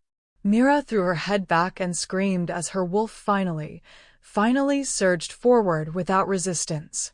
But it wasn't the shift she'd expected, wasn't the simple transformation she'd seen other wolves go through 1,000 times. This was something else entirely. Silver flames erupted from her skin, crawling up her arms, wrapping around her torso, consuming her dress, and leaving her bare except for the fire itself. But the flames didn't burn. They felt right, like coming home, like remembering something she'd forgotten how to do. Her eyes snapped open. She could feel them glowing, could feel the power blazing behind them, bright enough to rival the moon. And when she looked down at her hands, she saw them wreathed in silver fire that moved with her thoughts, responding to her will even though she'd never been taught how to control it. Mira. Kale's voice, rough and odd, came from somewhere behind her. Look at yourself. She turned slowly, feeling stronger than she'd ever felt, feeling whole for the first time in her life. Kale stood at the edge of the altar's platform, his eyes wide and burning amber gold, his wolf clearly visible just beneath his skin. He looked at her like she was the sun and he'd been living in darkness. "What's happening to me?" she asked, and her voice echoed with power, resonating through the clearing. "You're awakening." He took a step forward, then another, drawn toward her despite the flames. "The shrine is unlocking what was always there, showing you what you really are." Mira looked down at herself again. The silver fire danced across her skin in patterns that felt ancient and familiar, forming symbols that matched the ones carved into the pillars. She felt her wolf inside her, not separate anymore, not distant or afraid, but merged with her consciousness in a way that made them one being instead of two fighting for control. And beneath that, she felt something else. Memories that weren't hers, knowledge that had been buried in her bloodline, passed down through generations of silver flame warriors who'd walked this same path centuries ago.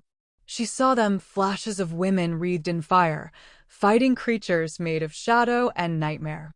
Saw them standing shoulder to shoulder with the first Alpha King, burning so bright the darkness couldn't touch them. Saw them sacrifice everything to protect a kingdom that would forget them within a generation. And she understood.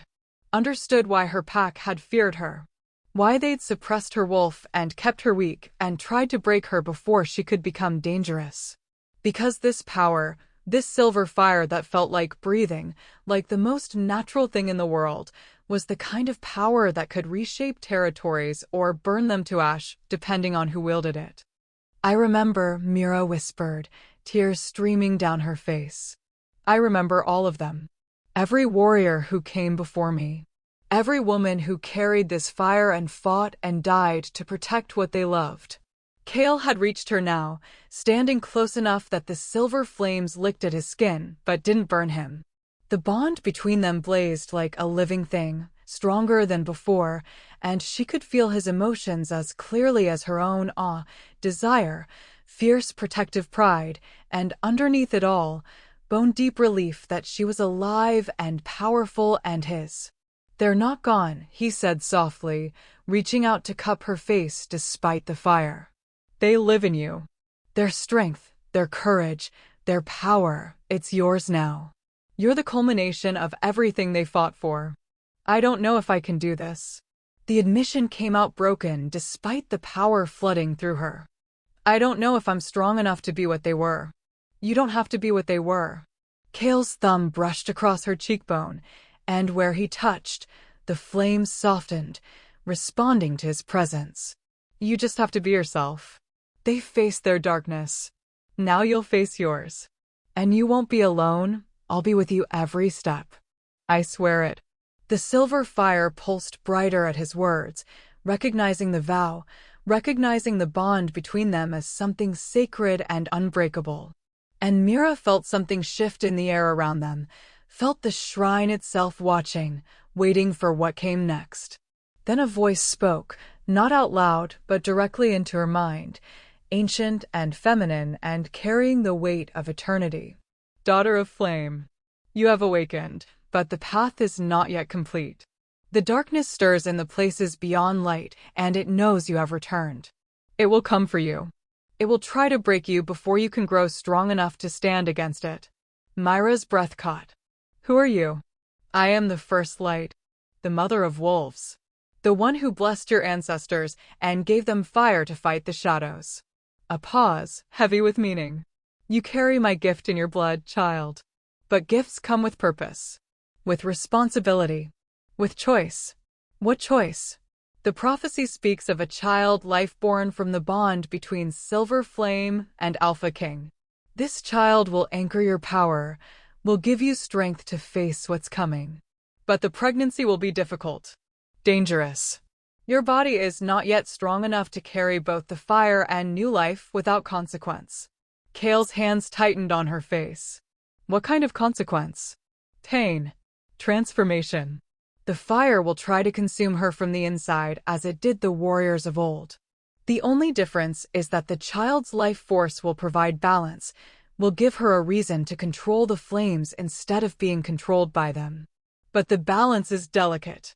If she wavers, if she doubts, if she lets the fire burn too bright, both she and the child will be lost.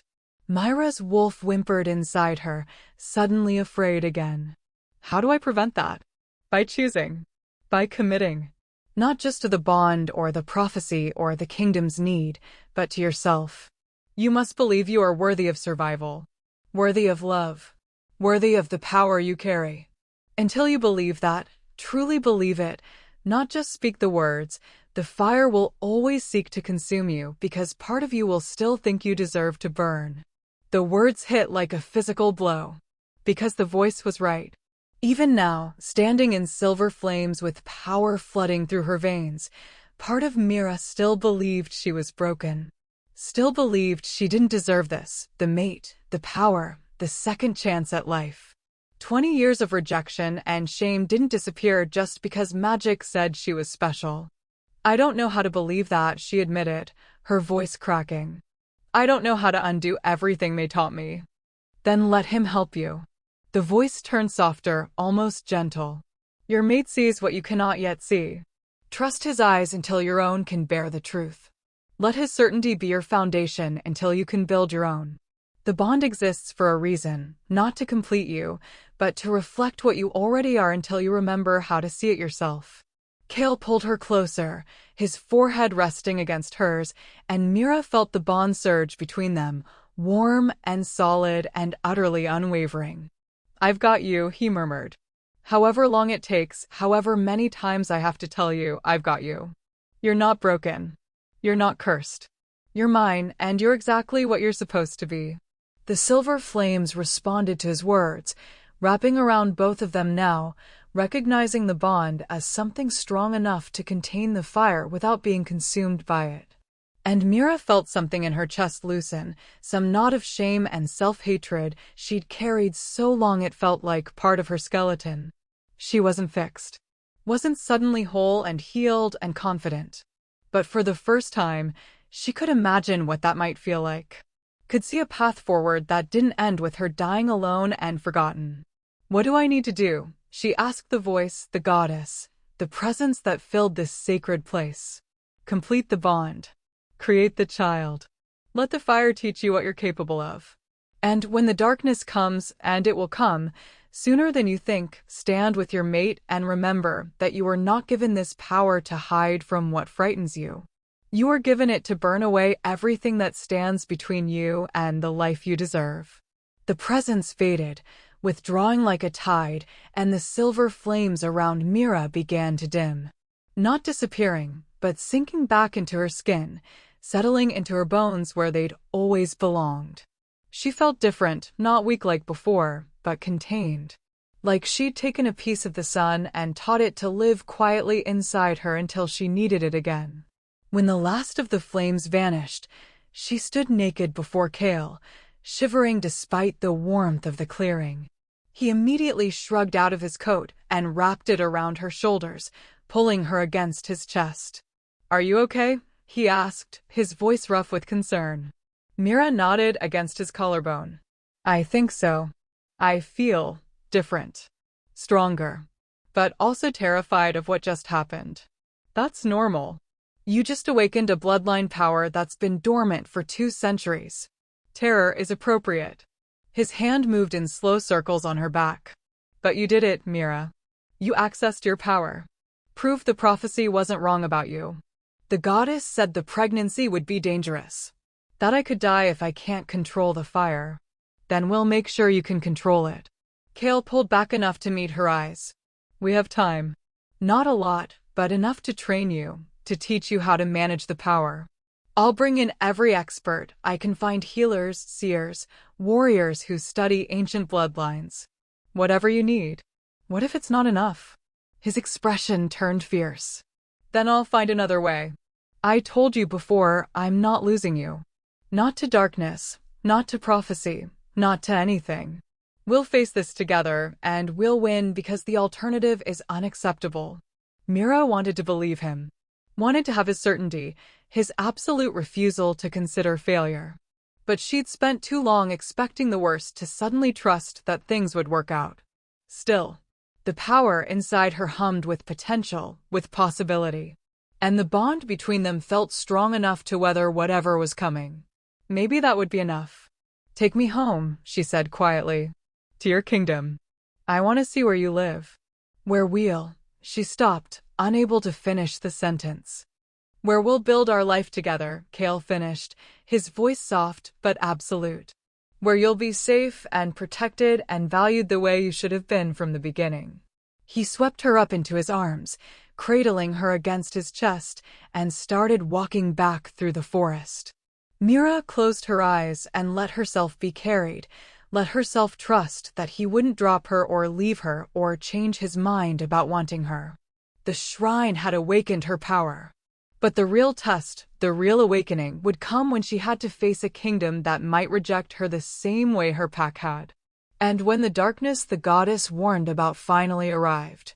Mira pressed closer to Cale's warmth and tried not to think about all the ways this could go wrong. Tried to focus instead on the bond humming between them, on the silver fire sleeping in her bones, on the fact that for the first time in her life, she wasn't completely alone. Whatever came next, they would face it together, even if it burned them both. Cale's kingdom was carved into the mountains themselves. Mira stood at the edge of a cliff 2 days after leaving the shrine, staring down at a city that shouldn't exist. Stone buildings rose in terrace levels, built into the mountainside with such precision they looked like they'd grown there naturally. Bridges spanned impossible distances, connecting towers that reached toward the sky. And at the very top, carved from black granite and crowned with silver, stood a fortress that could only be the palace. It's beautiful, she whispered, though beautiful felt inadequate. The city was magnificent, powerful, ancient, everything she wasn't. Cale stood beside her, his hand resting at the small of her back. It's called Silvercrest. Home to 10,000 wolves, center of the Northern Territories, seat of the Alpha King's power. He paused. You're home now. The words should have felt welcoming. Instead, they made anxiety twist through Myra's stomach. Because down there, in that beautiful, impossible city, lived wolves who would see her exactly the way Shadowpine Pack had, an unwanted Omega who didn't belong, who'd somehow tricked their king into claiming her. As if sensing her thoughts, Cale's hand pressed more firmly against her back. They'll accept you. You can't know that. I can decree it. That's not the same as acceptance. He turned to face her fully, his expression serious. No, it's not. But it's a start. And anyone who dares treat you the way your pack did will answer to me personally. The promise in his voice made her shiver. You're my mate, Mira. That makes you their queen. They don't have to love you immediately, but they will respect you or face consequences. Queen. The word felt foreign on her tongue, impossible to claim. She'd spent 20 years as less than nothing, and now she was supposed to be royalty? Supposed to stand beside an alpha king and lead wolves who'd spent their lives following power and strength? I don't know how to be a queen, she said, hating how small her voice sounded. Neither did I know how to be a king when I first took the crown. I was 23, angry, covered in my predecessor's blood, and absolutely certain I'd fail.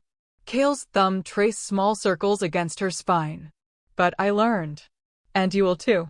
One day at a time. One choice at a time. And you won't be alone, I'll be beside you through all of it. Mira wanted to believe him. Wanted to trust that she could somehow become what he needed, what the kingdom needed. But doubt was a familiar companion, harder to shake than hope ever was to grasp. They descended into the city as the sun began to set, following stone-paved roads that wound between buildings humming with life. Wolves moved everywhere, shopping in market stalls, training in open courtyards, gathered in groups talking and laughing with the ease of people who knew they belonged. Several looked up as Cale passed, their expressions shifting from casual to reverent in an instant. They bowed, whispered his title, watched him with the kind of respect born from equal parts admiration and fear. But when their eyes found Mira, walking beside him in borrowed clothes that hung loose on her still-too-thin frame, the reverence died. Confusion took its place. Then suspicion.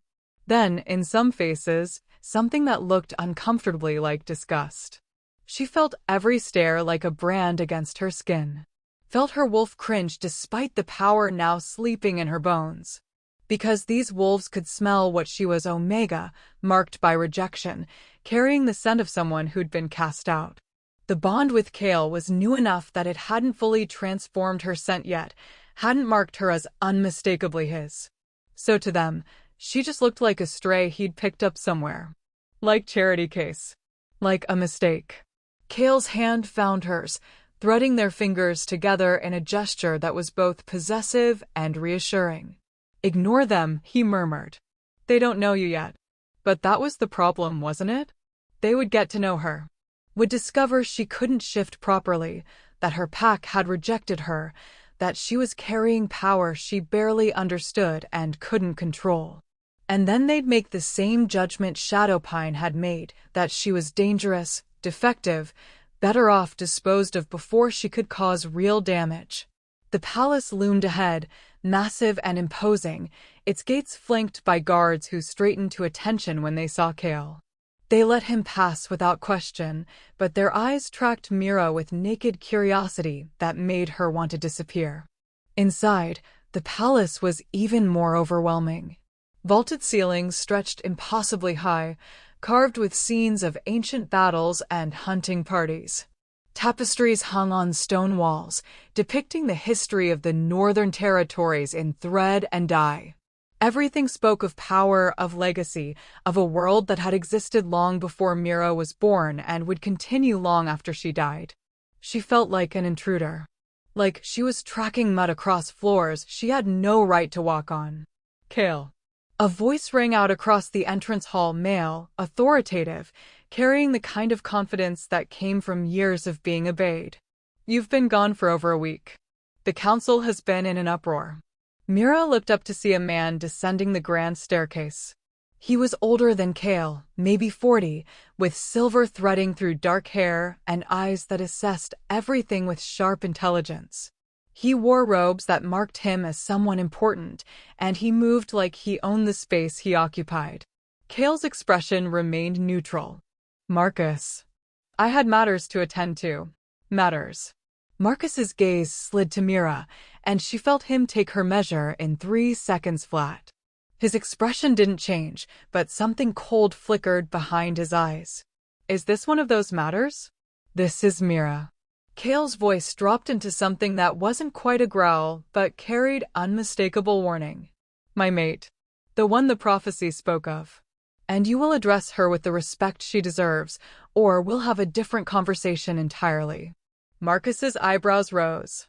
For a long moment, silence stretched between them, tense and loaded with unspoken challenge. Then Marcus bowed, shallow, perfunctory, barely more than a nod. "My lady. Forgive my surprise. We weren't expecting the king to return with a mate." The words were polite, but Mira heard what lay beneath them. Doubt. Suspicion. The unspoken question of whether she was truly mate material or just some stray Cale had decided to keep. "The council will want to meet her," Marcus continued, his eyes returning to Cale. "Immediately, I'd imagine. There are protocols for this sort of thing. Ceremonies. Verifications. The bond is verified." Cale's hand tightened on Mira's. "Anything else is bureaucratic nonsense designed to make people feel important." Nevertheless, Marcus's smile didn't reach his eyes. "The council serves at your pleasure, but they also represent the packs under your rule. They'll want assurance that this bond is legitimate, that it serves the kingdom's interests, that..."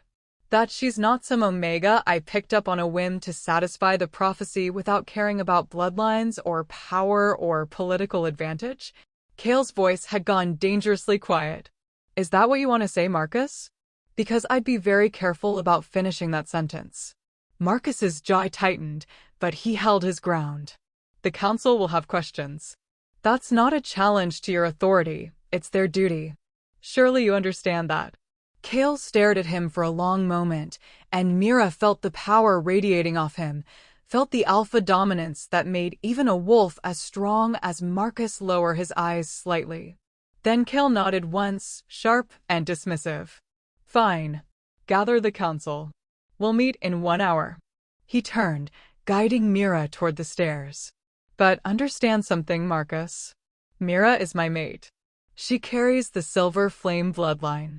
She is the one the prophecy speaks of, and she will be treated as such. Anyone who questions that will answer to me. Make sure the council understands before we convene. He didn't wait for a response, just led Mira up the staircase, his grip firm and steady on her hand. She could feel the tension rolling off him in waves, feel his wolf prowling just beneath his skin, barely contained.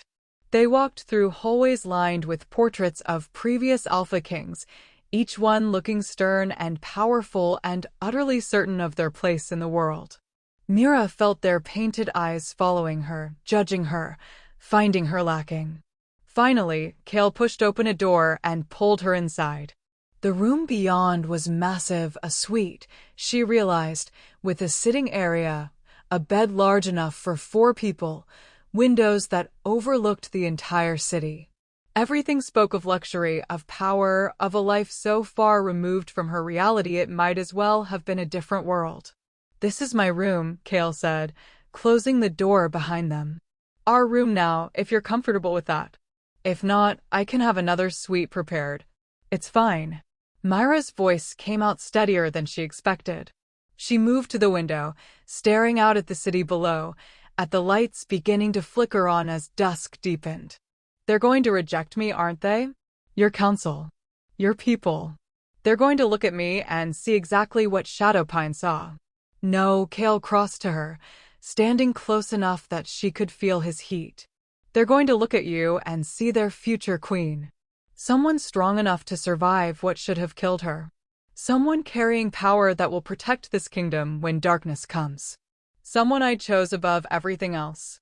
But what if the power doesn't come when I need it? What if I can't control it? What if? He spun her around, his hands framing her face, forcing her to meet his eyes. Stop. Stop looking for reasons this won't work and start believing it will. The shrine awakened your power. You felt it, Mira.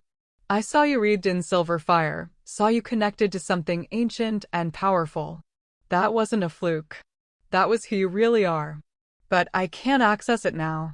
I've been trying since we left the shrine, and I can't make the fire come back. Because you're stressed and afraid and surrounded by wolves who make you feel unwelcome. The power responds to emotion, to certainty, to need. Give yourself time to settle, to feel safe, and it will surface again. His thumb brushed across her cheekbone. I promise. Mira wanted to believe him. But in an hour, she'd have to face a council full of wolves who'd spent their lives evaluating threats and advantages, who'd look at her and see all the ways she could fail their king. And she had no idea how to stand in front of them and pretend she deserved to be there. What if they demand you reject me? The question came out small, terrified.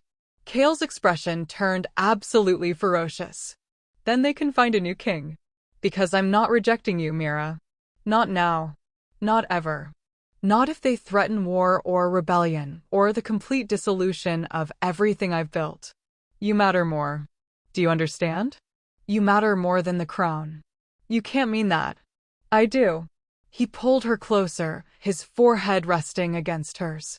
I've been alone for 12 years. 12 years of duty and sacrifice and putting the kingdom first. And I'm done. You're mine. And I will burn the entire world down before I let anyone take you from me. The vow in his words made her chest ache. But it also made fear twist harder, because if Kale fell with her, if choosing her cost him his crown, his kingdom, his life, she'd never forgive herself. A knock sounded at the door, sharp and insistent. Kale growled low in his throat, but pulled away, moving to answer it. Marcus stood in the hallway, his expression carefully neutral. The council is assembled. They're waiting in the ceremonial hall. We'll be there shortly. Kale. Marcus's voice dropped. They're not in a welcoming mood. There have been rumors. About the girl. About where you found her. Some of them think this is a mistake. Then they can voice their concerns to my face, and I'll explain exactly why they're wrong. Kale's tone left no room for argument. Anything else? Marcus hesitated, then shook his head. No. I just thought you should be prepared. I'm always prepared. Kale closed the door and turned back to Mira. His expression softened slightly. Are you ready? No. She wasn't ready. Wasn't ready to face a room full of wolves who'd already decided she wasn't good enough. Wasn't ready to defend a bond she barely understood. Wasn't ready to pretend she had any idea what she was doing. But Kale was waiting, and running now would only prove every doubt they had about her. Yes, she lied. I'm ready. He studied her face for a long moment, clearly seeing through the lie, but he didn't call her on it.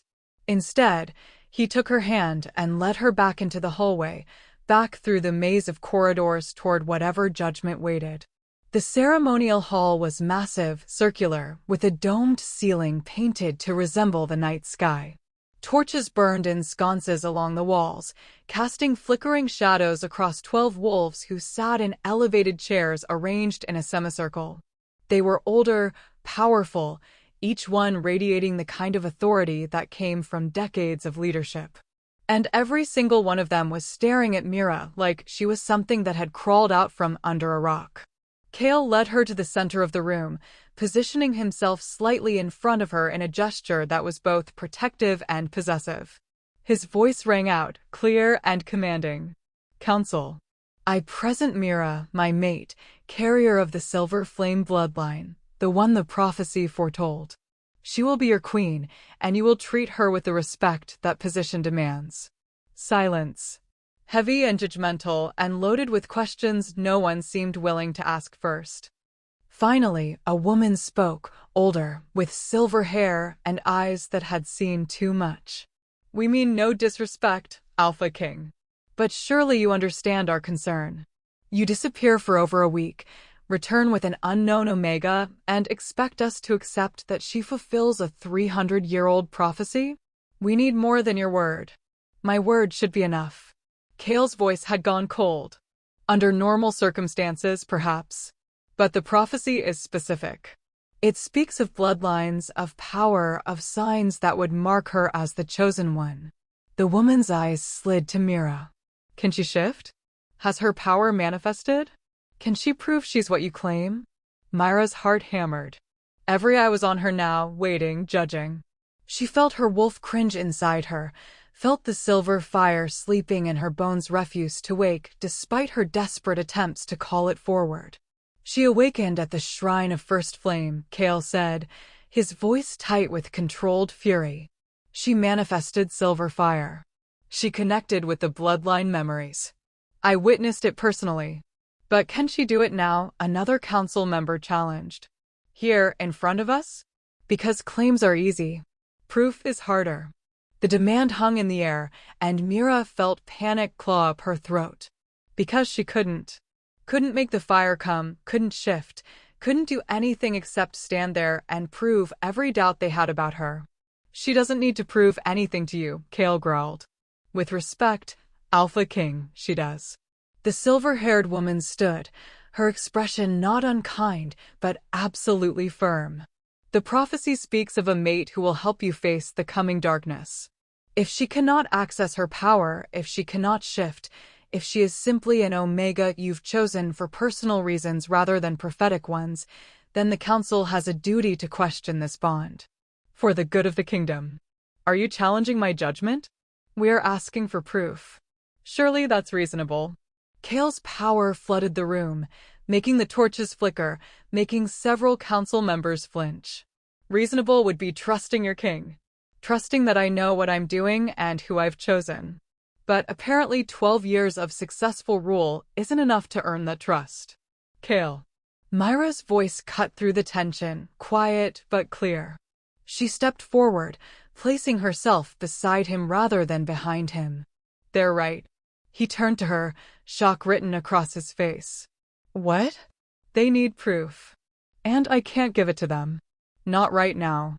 She looked at the council, forcing herself to meet their skeptical gazes. I can't shift.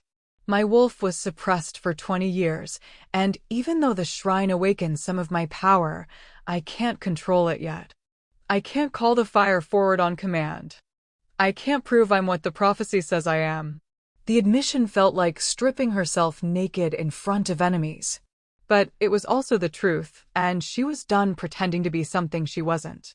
However, she continued, her voice strengthening, I'm willing to try.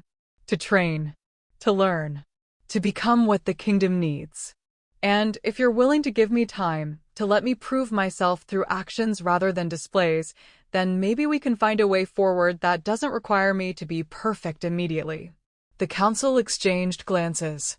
Mira could feel their doubt, their skepticism, their absolute certainty that she was going to fail. Then the silver-haired woman spoke again, her tones slightly softer. What you're asking for is faith. Faith that you'll grow into the role. Faith that the prophecy hasn't led our king astray. Faith that an untrained Omega can somehow become powerful enough to face ancient darkness. Yes. Mira lifted her chin. That's exactly what I'm asking for. And what do we get in return? My loyalty. My best effort. My absolute commitment to protecting this kingdom even if it costs me everything. She paused. And a promise that I won't let you down. Even if I don't know yet how I'll keep it. The woman studied her for a long moment, then looked at Kale. You're certain about this? About her? Absolutely. Even if she fails? Even if the power never fully manifests? Even then. His voice was iron. She's my mate. That doesn't change regardless of what she can or can't do. More silence. More exchanged glances. Then, finally, the woman nodded slowly. Very well. We will give her time. 3 months to demonstrate progress, to access her power, to begin training, to show us she's worthy of the position you're giving her. But if after 3 months there's no improvement, she let the sentence hang. There will be improvement, Kale said flatly. For all our sakes, I hope you're right. The woman sat back down. Council dismissed. We'll reconvene in 1 month to assess progress. The council members filed out, their expressions ranging from skeptical to outright hostile. When the last one had gone, Myra's legs nearly gave out. Kale caught her, pulling her against his chest. That could have gone worse, he murmured. Mira laughed, the sound edged with hysteria. They gave me 3 months to prove I'm not a complete failure. How is that not worse? Because 3 months is time we can use. Time to train you, strengthen you, help you access your power consistently. He pulled back to meet her eyes. You did well in there. You were honest, direct, and you didn't let them intimidate you. That's more than most wolves manage their first time facing the council. I basically admitted I'm useless. You admitted you're still learning. There's a difference. He pressed a kiss to her forehead. And now they know you're not trying to hide your limitations. That earns a certain kind of respect, even if they won't admit it. Mira wanted to believe him. But all she could think about was the countdown that had just started. 3 months to become powerful enough to satisfy a council of wolves who'd already decided she was inadequate. 3 months to prove she wasn't the mistake everyone thought she was. And if she failed, she'd lose everything, the bond, the kingdom, and quite possibly her life. No pressure. The training started at dawn. Mira woke to find Kale already dressed, standing by the window watching the sun bleed across the mountains.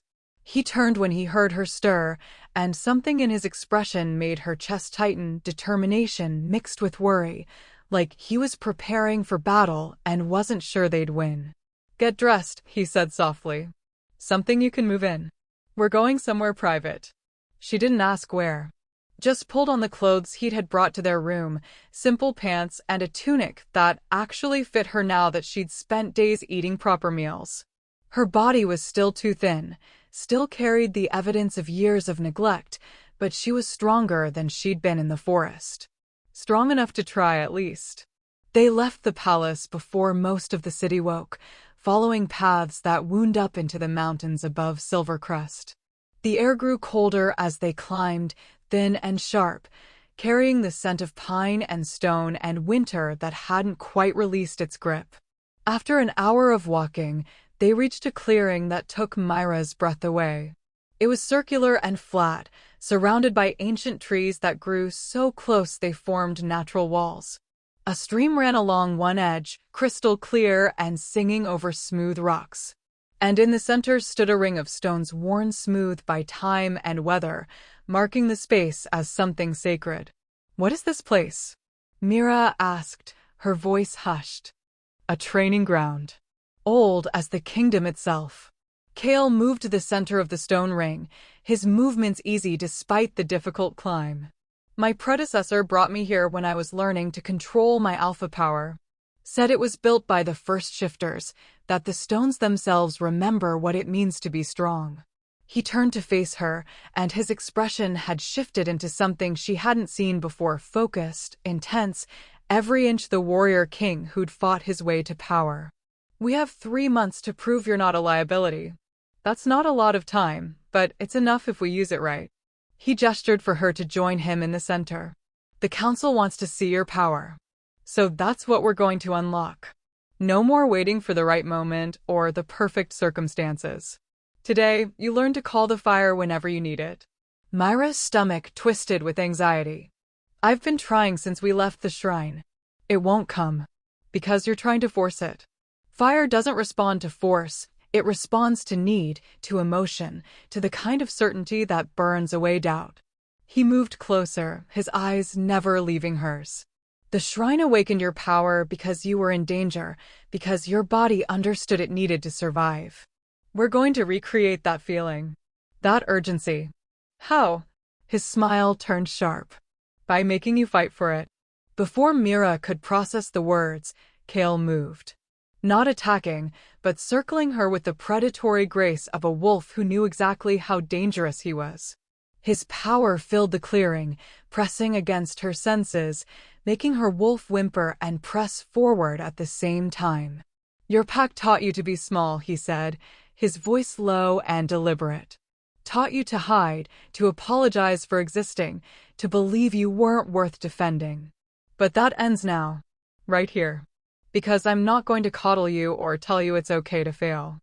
I'm going to push you until something breaks, either your fear or your control. And then we'll see what's underneath."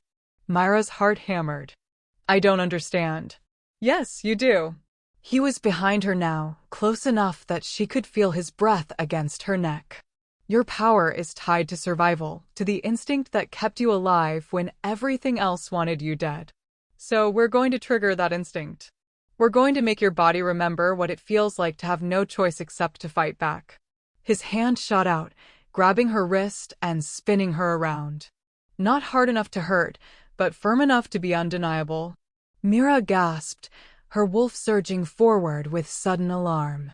"What are you doing?" she demanded, trying to pull away. "Teaching you." He didn't release her, just held her gaze with those burning amber eyes. "Your wolf knows how to fight. It's been fighting to surface for 20 years. Stop holding it back. Stop being afraid of what happens if you let it free." "I'm not holding it back." "You are." His grip tightened slightly. "Every time you feel power start to rise, you panic and shove it down because you're terrified of what it means. Terrified that if you're too strong, too dangerous, too much, someone will take you away or hurt you or prove that you don't deserve the space you occupy. But that's their voice, Mira. Not yours. And it's time to stop listening to it." The words hit like physical blows, exposing truths she hadn't wanted to acknowledge. Because he was right. Every time she felt the fire stir in her bones, felt her wolf press forward with hunger and need, she shoved it back down out of instinct. Out of fear. Out of 20 years of learning that existing too loudly got you punished. I don't know how to stop, she whispered. Then I'll show you. Kale released her wrist and stepped back, and his power flooded the clearing so intensely it made the air shimmer. Shift. Mira blinked. What? Shift. Right now. Let your wolf surface. I can't, I've never been able to. Because no one pushed you hard enough. Because they let you believe it was impossible instead of teaching you how to break through whatever's blocking you. His eyes flashed full amber. But I'm not them. And I'm not accepting I can't. So shift. Now. The command in his voice made her wolf lunge forward desperately, clawing at her from the inside. Mira gasped, doubling over as pain shot through her spine, her bones trying to rearrange themselves and failing, jamming up against whatever suppression still lingered despite the shrine's awakening. It hurts, she managed through gritted teeth. Good. Kale's voice held no sympathy. Pain means you're fighting it.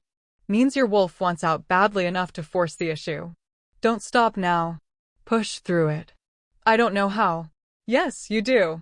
He moved closer, his presence overwhelming. Stop thinking.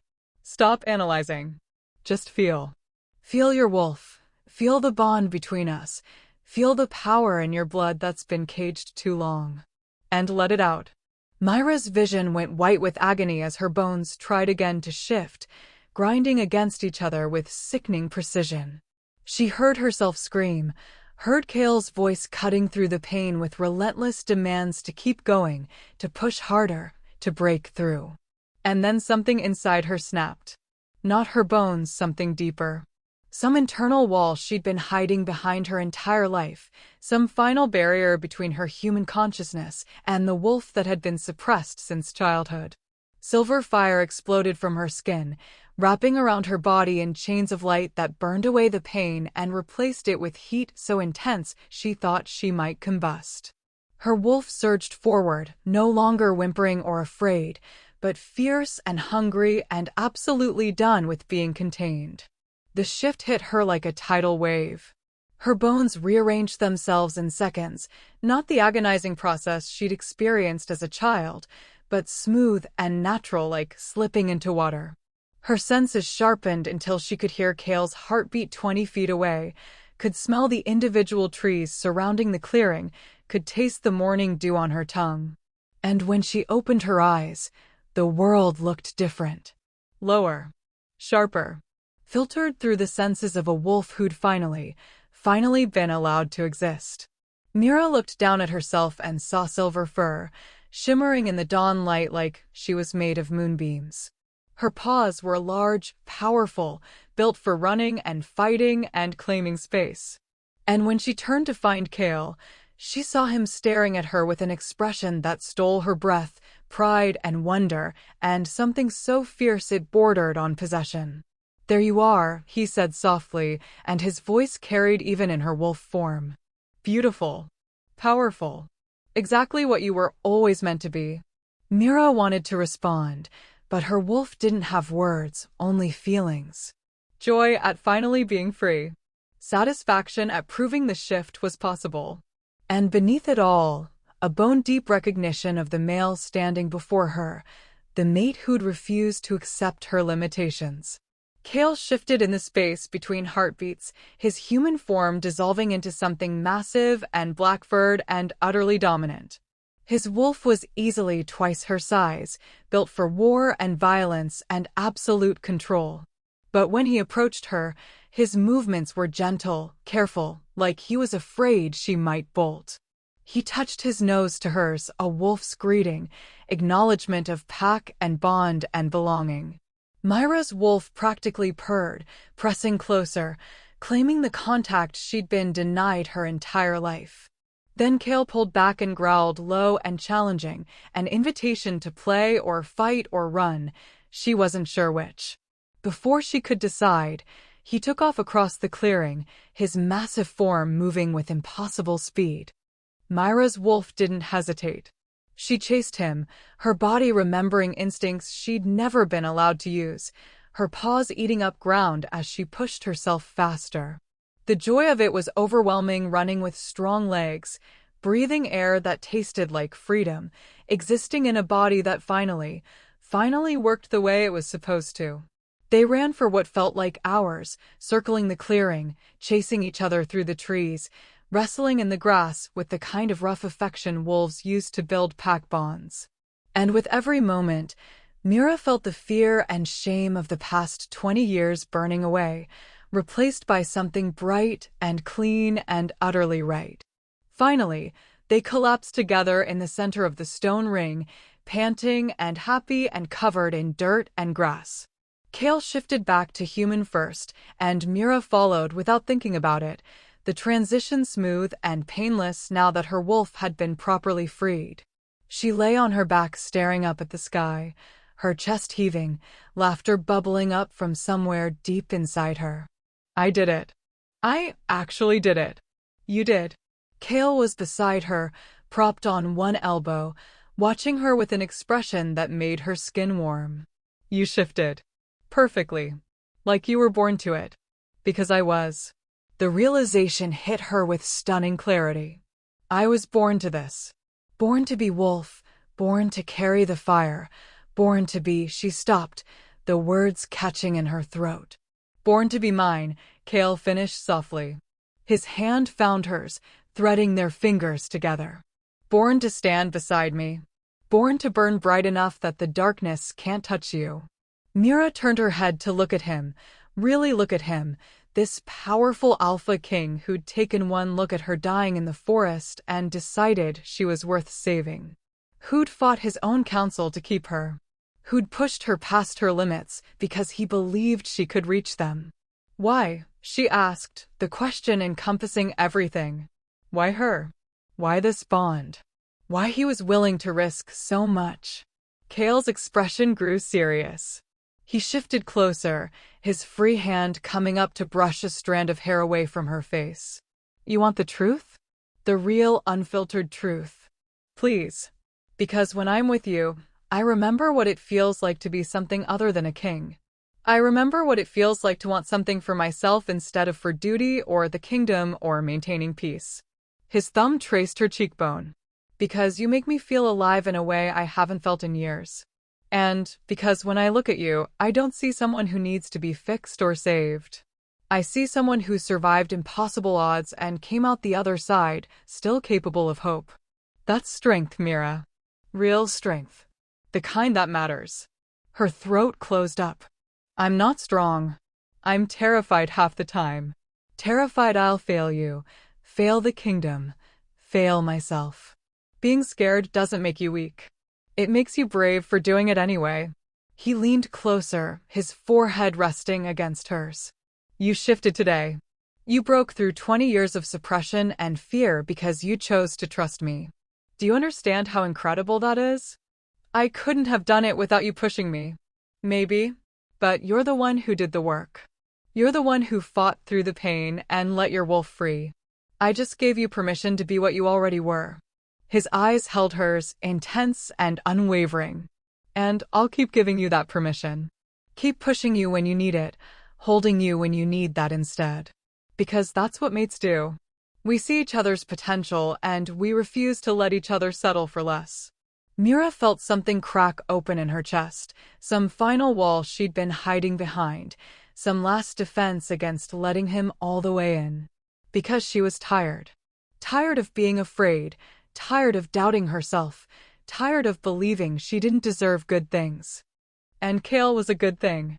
Maybe the best thing that had ever happened to her. I don't know how to do this, she admitted. How to be someone's mate. How to accept that you actually want me. Then let me show you. His voice dropped into something low and intimate. Let me prove that this is real. That you matter. That I'm not going anywhere.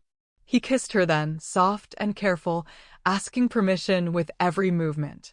Mira froze for half a heartbeat, her mind spinning with doubt and fear and the absolute certainty that she was going to mess this up somehow.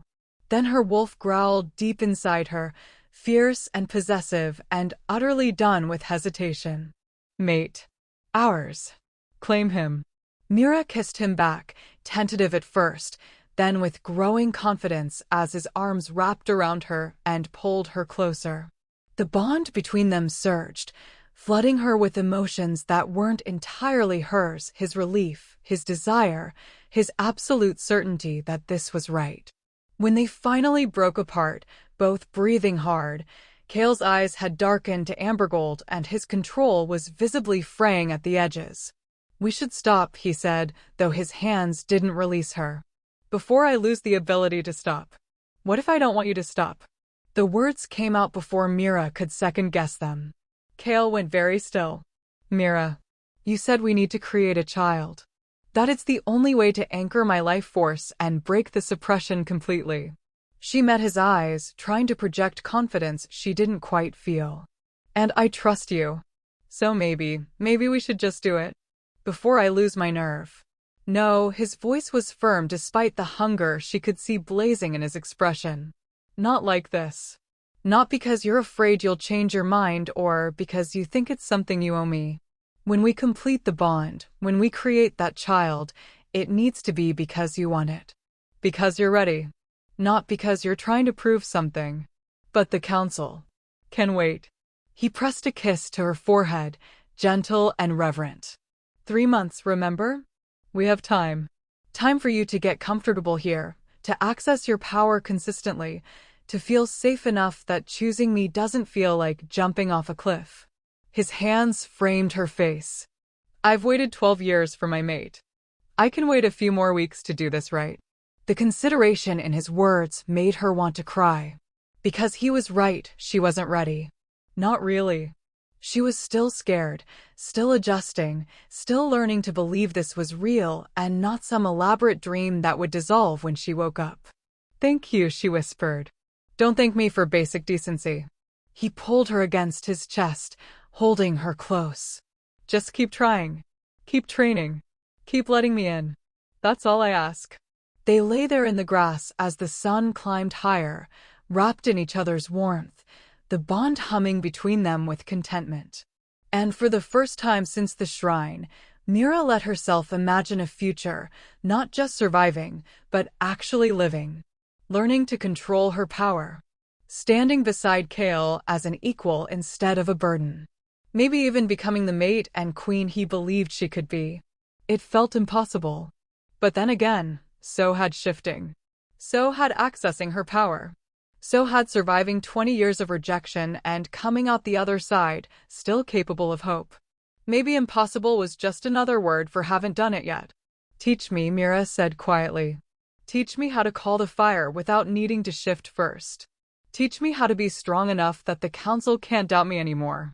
Cale's arms tightened around her. "Every day. For as long as it takes. Promise? Promise." He pressed another kiss to her temple. "You and me, Mira. Against whatever comes.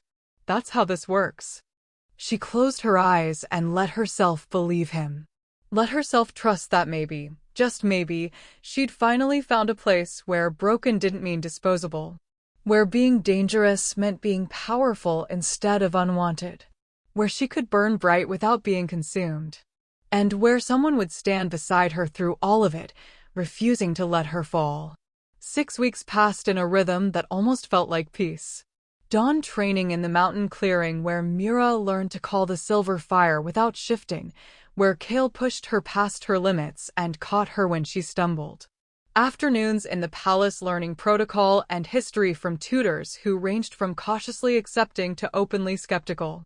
Evenings in their shared quarters where she and Cale talked about everything and nothing, building trust one conversation at a time. And slowly, so slowly she almost didn't notice, Mira began to believe she might actually belong here.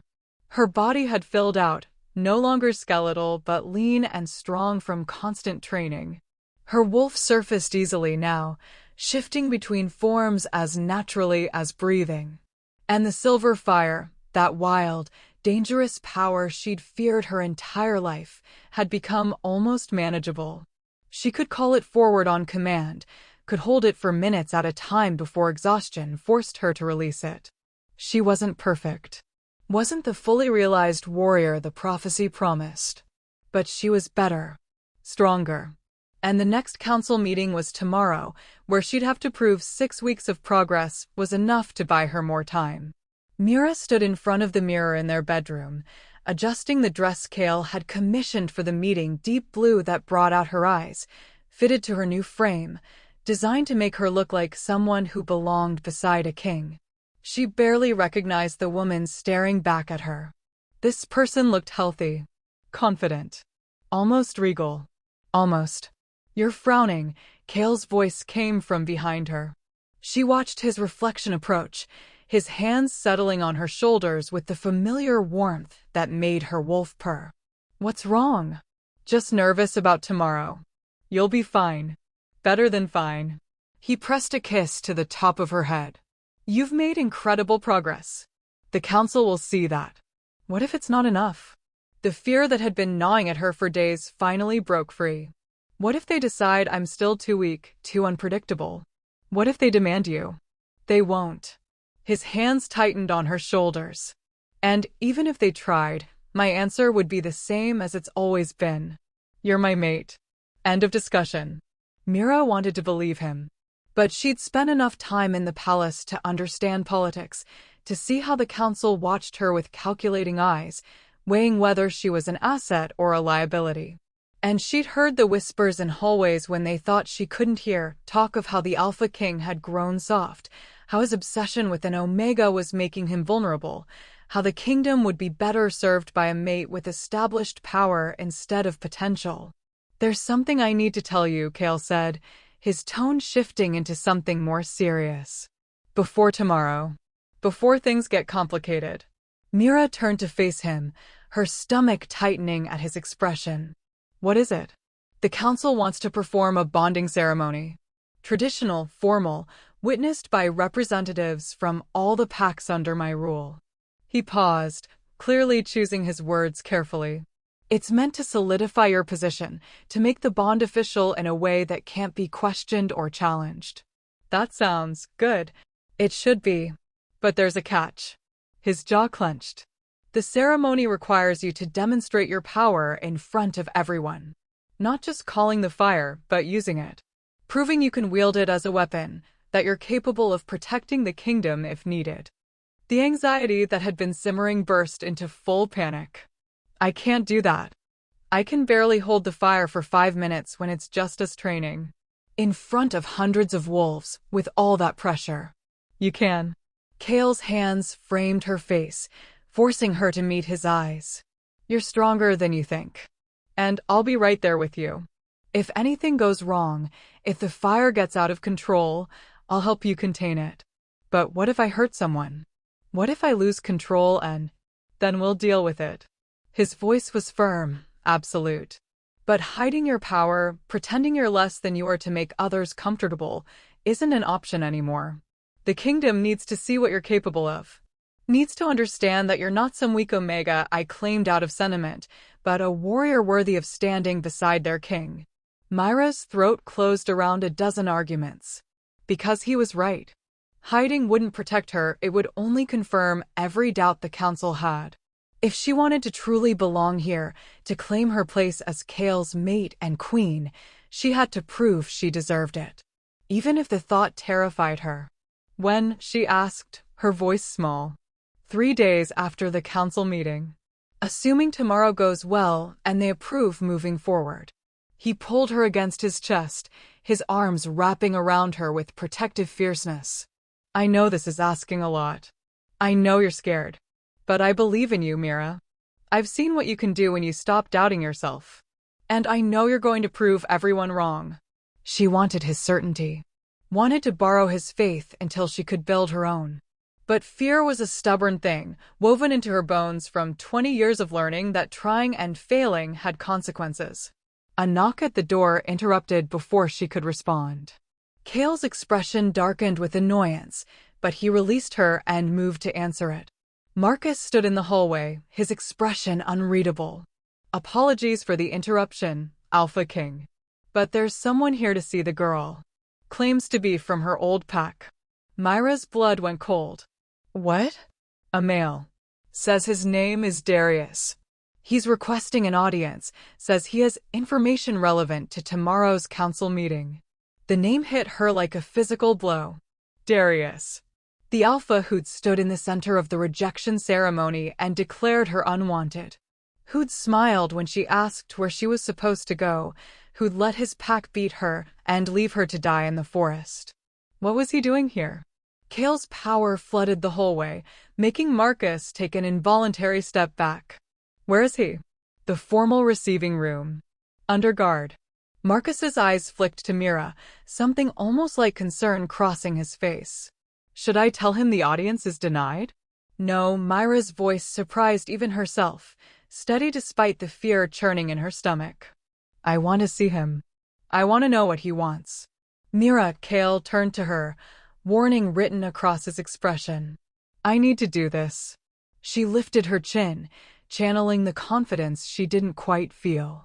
I can't hide from my past forever. And if he has information that affects tomorrow, we need to hear it. Kale studied her face for a long moment, clearly weighing whether to overrule her. Then he nodded once, sharp and reluctant. Fine. But I'm coming with you. And if he so much as looks at you wrong, I'll remove him from my territory in pieces. They followed Marcus through the palace, Myra's heart hammering with every step. She couldn't imagine what Darius wanted, why he'd traveled all this way to a kingdom that wasn't his own. Nothing good, her instincts screamed. Nothing good ever came from wolves who'd already proven they saw you as disposable. The formal receiving room was cold and austere, designed for uncomfortable conversations. And standing in the center, looking smaller than she remembered but no less arrogant, was Darius. He'd aged in the 6 weeks since she'd seen him, or maybe she was just seeing him clearly for the first time. He was handsome in a conventional way, with dark hair and strong features, but there was something mean around his eyes, something that spoke of a man who enjoyed having power over others. When he saw her walk in, his expression shifted through surprise to something calculating. Mira, you look different. She said nothing, just moved to stand beside Kale, drawing strength from his solid presence. Darius's eyes flicked between them, taking in the way they stood together, the obvious bond. So the rumors are true. The Alpha King claimed the Omega everyone rejected. How touching. State your business. Kale's voice was pure ice. You have 30 seconds before I have you thrown out. I came to offer information. About your mate. Darius smiled, and it was the same cruel smile he'd worn during the rejection ceremony. Information the council will want to hear before they make any permanent decisions about her position here. Myra's stomach dropped. What information? The truth about why we rejected you. He took a step forward, his expression turning serious. You think it was because you couldn't shift? Because your scent was wrong? That was part of it. But the real reason, the reason the elders agreed you had to go, was because of what you are. She's a silver flame descendant, Kale growled. We already know that. Do you? Darius's smile widened. Did she tell you about her mother's death? About the silver blood? About how every healer who examined Mira as a child said there was something wrong with her, something dark wrapped around her bloodline like a parasite. Myra's breath caught. That's not. Your mother didn't just die in childbirth, Mira. She was consumed. Drained completely by whatever power you carry, leaving nothing but a husk.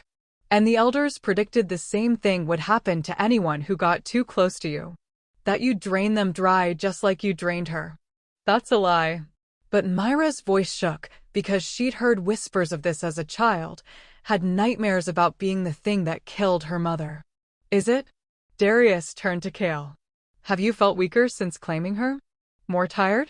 Has your power felt diminished at all? Kale's expression didn't change, but Mira felt something shift in the air, uncertainty, maybe, or just the smallest flicker of doubt. No, he said flatly. I feel fine. For now. But the bond is still new, still forming. Give it time. Let her carry your child like the prophecy demands, and watch what happens.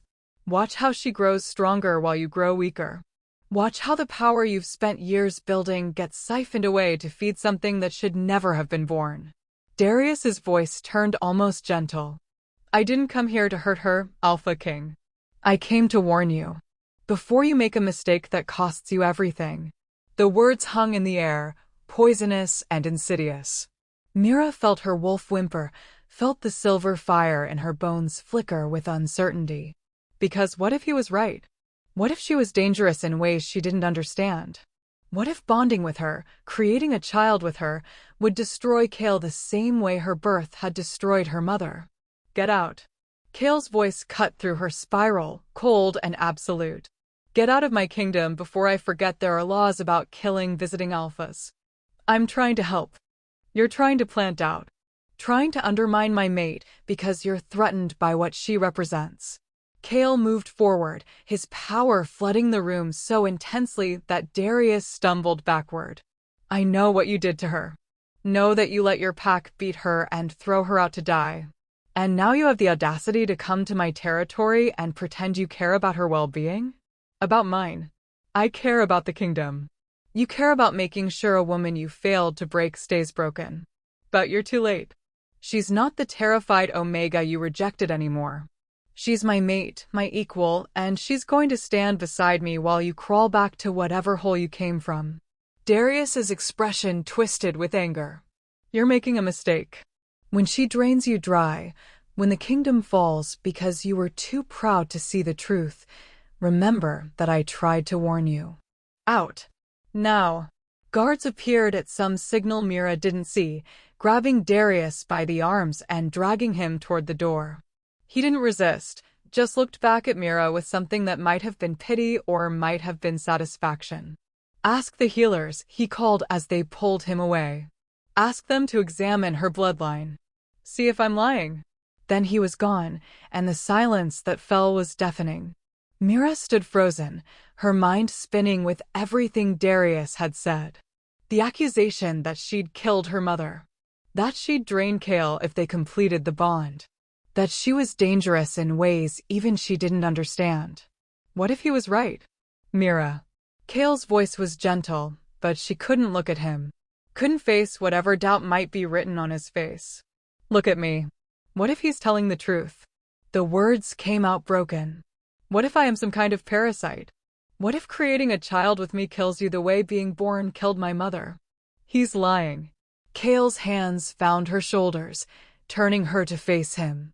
He came here specifically to plant that doubt, to make you question yourself right before the council meeting. It's a tactic, Mira. A cruel, calculated attempt to break your confidence. But what if it's not? Tears burned in her eyes. What if there is something dark in my bloodline? What if the reason Shadowpine rejected me wasn't just fear, but actual danger? Then we'll deal with it. His voice was firm, unwavering. But I don't believe it. I've spent 6 weeks bonded to you, training with you, sleeping beside you. If you were draining my power, I'd know. I'd feel it. And I feel stronger than I have in years, not weaker. You don't know that for sure. Yes, I do. He pulled her against his chest, one hand cradling the back of her head. I know because the bond doesn't lie. I can feel your emotions, your fears, your heart. And there's nothing dark there, Mira. Nothing parasitic or dangerous or wrong. Just power that scares people because they don't understand it. Mira wanted to believe him. But Darius's words had found every insecurity she'd been trying to bury, had ripped open wounds she thought were healing. What if the council believes him? She whispered against Kale's chest. What if they use this as proof that I'm too dangerous to keep? Then we fight. He pulled back to meet her eyes, his expression fierce. Tomorrow at the council meeting, we present the facts. We show them how much progress you've made. We prove that you're not a threat. And if they still try to separate us, I'll make a choice that will leave no room for doubt. What choice? His smile turned sharp, almost dangerous. I'll abdicate. Give up the crown rather than give up you. Let them find another king if they think ruling without a mate is somehow better. No, the word came out sharp, horrified. You can't do that. The kingdom needs you. The kingdom needs stability. And I can't provide that if I'm constantly fighting my own counsel over whether my mate deserves to exist. His hands framed her face. You matter more, Mira. You've always mattered more. And it's time everyone understood that. The declaration should have made her feel cherished, protected. Instead, it made guilt twist through her stomach because Cale was willing to sacrifice everything he'd built for her, everything he'd fought for. And she wasn't sure she was worth that sacrifice. I need air, she said suddenly, pulling away from him. I need to think. Mira, please, just give me a few minutes alone. She saw the hurt flash across his face, quickly hidden. But he nodded, stepping back. Take whatever time you need. I'll be here when you're ready to talk. Mira fled before she could change her mind, moving through the palace corridors without a destination. Her mind spun with everything Darius had said, with the fear that maybe she was dangerous, maybe she would destroy Cale the same way her birth had destroyed her mother. Maybe everyone who'd ever rejected her had been right. She found herself in the palace gardens, standing beside a fountain that burbled peacefully under the moonlight. The air was cold, sharp, and she wrapped her arms around herself, trying to stop shaking. Rough evening. Mira spun to find Marcus standing in the shadows, his expression unreadable. I'm fine, she said automatically. You're not. But that's understandable, given what just happened. He moved closer, his hands clasped behind his back. That alpha from your old pack, he said some disturbing things. He lied. Did he? Marcus's tone was carefully neutral. Because I've been alive a long time, girl. Long enough to know that sometimes the cruelest truths sound like lies. And sometimes the people we trust most are the ones hiding the most dangerous secrets. Myra's stomach dropped. What are you saying? I'm saying that maybe you should consider the possibility that he was telling the truth. That maybe there is something dangerous about your bloodline. Something that will hurt the Alpha King if you let this bond continue. He paused. I'm saying that if you really care about him, you might consider walking away. Before it's too late. The words hit like knives because they voiced every fear she'd been trying to ignore. Every doubt she'd been shoving down. He'd never let me go, she whispered. Then don't give him a choice. Marcus moved closer, his voice dropping to something almost kind. Leave. Tonight. Before the council meeting, before the bonding ceremony, before you tie yourself to him so completely that separation becomes impossible. It would hurt him, I won't lie about that. But it would hurt less than watching you drain him of everything that makes him strong. I can't. You can. You just have to be brave enough to choose his well-being over your own comfort. He reached into his coat and pulled out a small pouch, pressing it into her hands. Enough coin to get you far away from here. Far enough that he won't be able to track you easily. Use it. Save him from making a choice he'll regret. Mira stared at the pouch, her hands trembling. This was wrong. She knew it was wrong. Cale would never forgive her if she ran, would hunt her down and demand explanations, and probably hate her for making him weak. But what if staying made him weaker? What if Darius was right and she was poison wrapped in skin, slowly killing everyone who got too close? Think about it, Marcus said softly. That's all I ask. Think about what's best for him. And then make the choice that proves you really love him. He walked away, leaving Mira alone in the garden with a pouch of coins and a mind full of poison. She stood there for a long time, staring at the fountain, her wolf whimpering inside her with confusion and fear. And slowly, so slowly she barely noticed, doubt began to harden into certainty. Maybe running was the kindest thing she could do. Maybe loving Cale meant letting him go. Maybe the only way to save him was to disappear.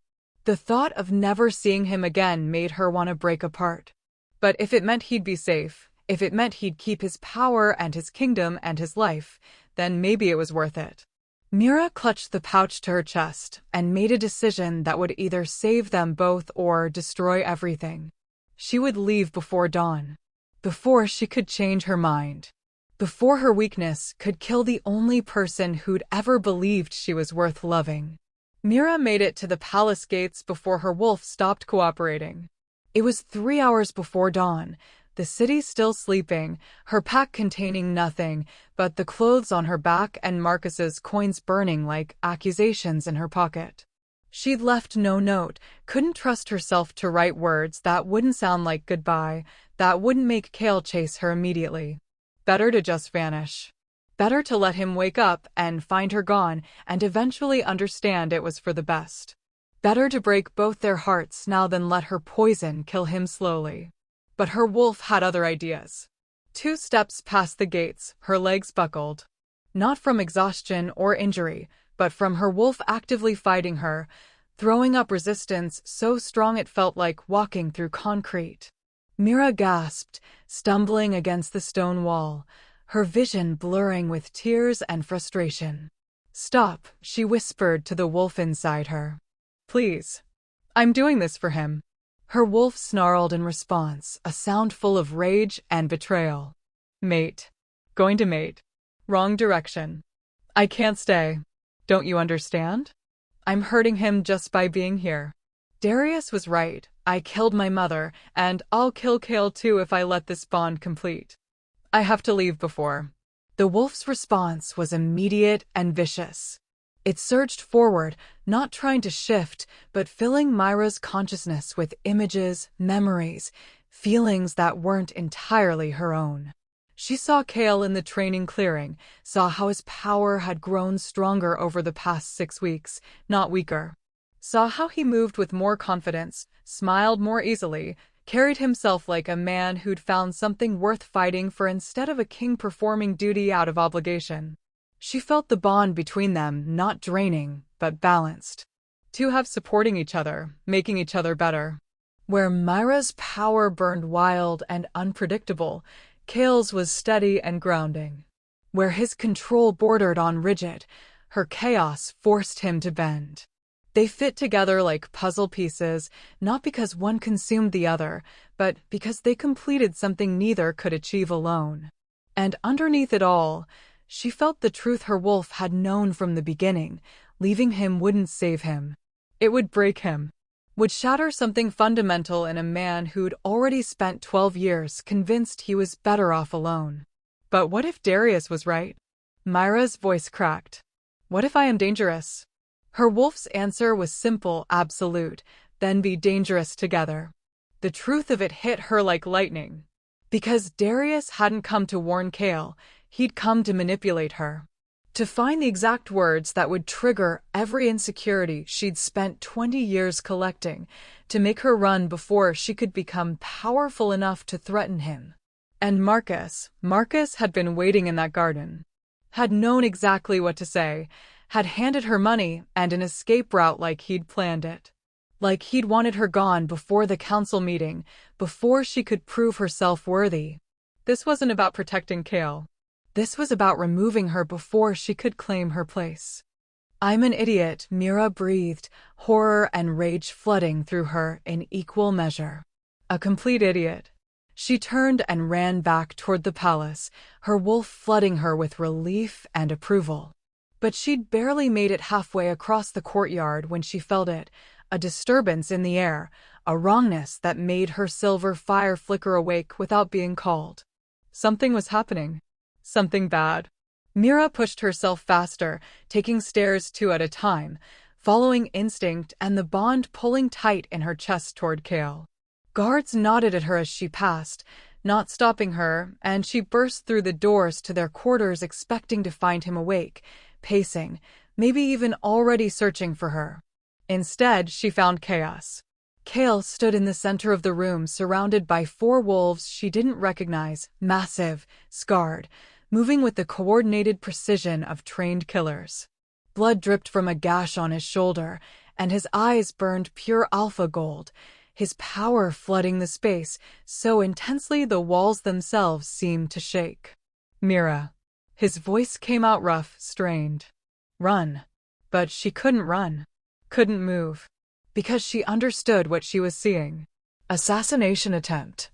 Someone had sent killers into the palace, into the Alpha King's private quarters, at the exact moment when Mira was supposed to be gone. when Kale would be alone and distracted and vulnerable in ways he'd never been before having a mate. This wasn't coincidence. This was planned.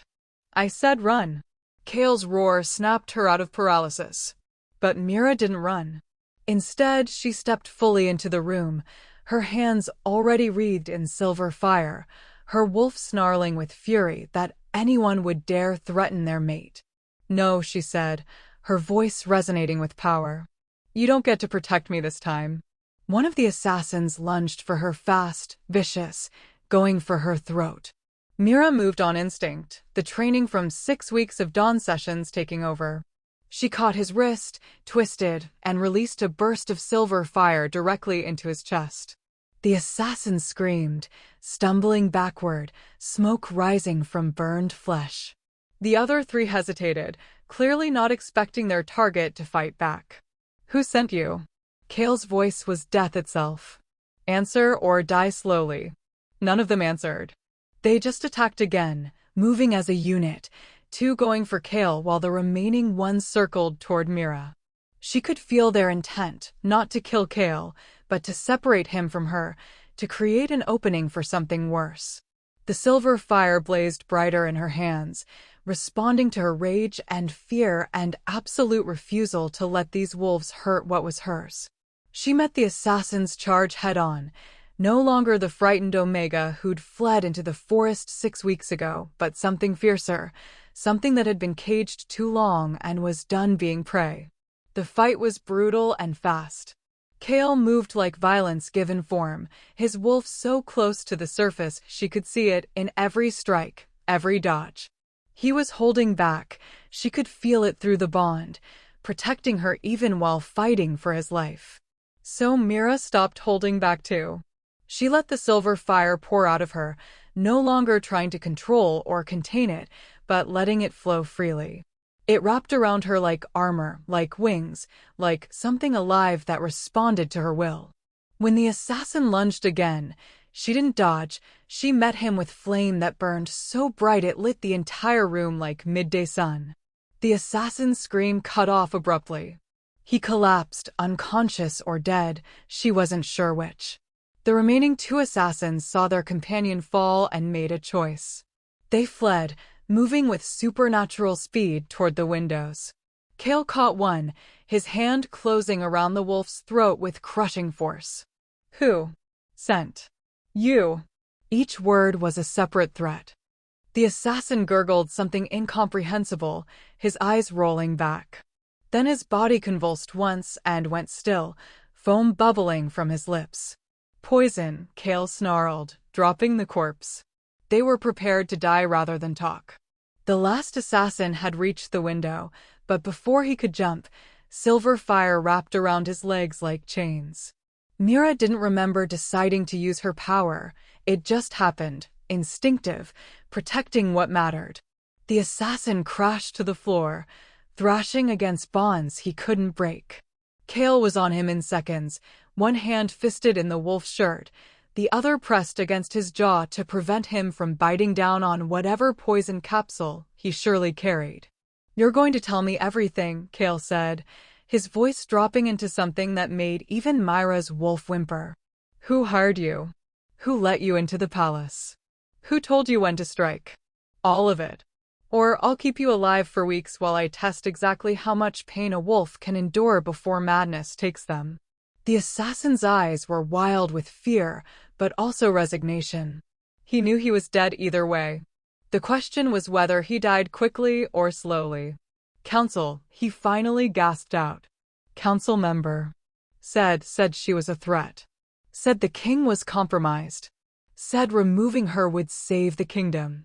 Ice flooded Myra's veins. Which council member? But she already knew. There was only one person who'd been in the right position, who'd known she was leaving, who'd practically pushed her out the door. Marcus, she breathed. The assassin's slight flinch confirmed it. Kale's expression went absolutely feral. He looked at Mira, and she saw murder written in every line of his face. Stay here. Lock the door. Don't let anyone in except me. No, Mira moved to his side, her power still blazing around her hands. We go together. He tried to kill you because of me, because he knew getting me out of the palace would make you vulnerable. I'm not hiding while you face him. Mira. Together. Her voice was steel. That's how this works, remember? You and me against whatever comes. Or did you only mean that when I was the one needing protection? Something shifted in his expression, pride mixing with frustration and fear. Then he nodded once, sharp and reluctant. Together. But you stay behind me until we know what we're walking into. Fine. They left the assassin wrapped in silver fire that would burn him if he tried to move, and headed into the palace. Myra's heart hammered as they moved through corridors that seemed darker now, more dangerous, full of shadows that could hide threats. Guards snapped to attention when they saw Cale, their eyes widening at the blood on his shoulder, the fury radiating from him. Find Marcus, Cale ordered. Bring him to the council chamber. Now. And seal the palace. No one leaves until I give permission. The guards scattered to obey. Cale took Myra's hand, threading their fingers together, and they walked toward the council chamber in tense silence. When they arrived, Marcus was already there, looking calm and collected in his council robes. He smiled when he saw them, an expression of concern crossing his face. Alpha King. Thank the goddess you're safe. We heard there was an attack. He stopped, his eyes finding Mira. Something cold flickered behind his gaze. I thought you'd left. So did I. Mira stepped forward, her power still simmering just beneath her skin. You counted on it, didn't you? Counted on me being just broken enough, just insecure enough to believe that running was the kind thing to do.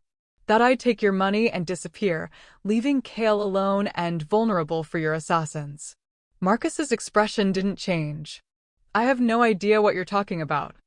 Don't lie. Cale's voice cut like a blade. We have one of your assassins alive. He's already confessed. Already named you as the one who hired them. For a long moment, Marcus said nothing. Then his carefully maintained composure cracked, revealing something cold and calculating underneath. You've become weak, he said, addressing Cale directly. In 6 weeks, you've gone from a king who put the kingdom first to a man who'd throw away his crown for an Omega with no training and questionable bloodlines. You were supposed to find a powerful mate, someone who could strengthen the kingdom, provide alliance, bring resources. Instead, you brought home a stray and started treating her like she was precious. She is precious. Cale's power flooded the room. She's my mate. She's a distraction. A liability. And she's making you soft. Marcus's voice turned sharp. I've served this kingdom for 20 years. Watched it grow strong under your rule because you were willing to make hard choices, to sacrifice personal desires for the greater good. And then she appeared, and suddenly you're talking about abdicating if the council doesn't approve? About choosing her over everything you've built. Yes. Cale's answer was simple, absolute. That's exactly what I'm doing.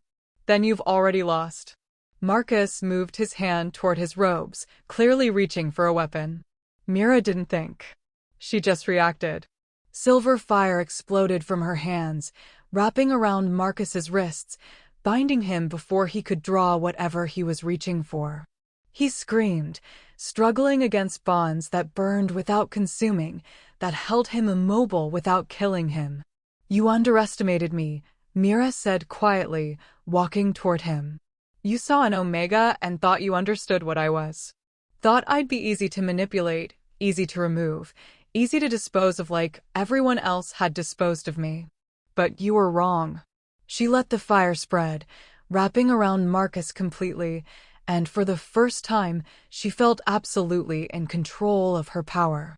Not fighting it, not afraid of it, but wielding it with precision and purpose.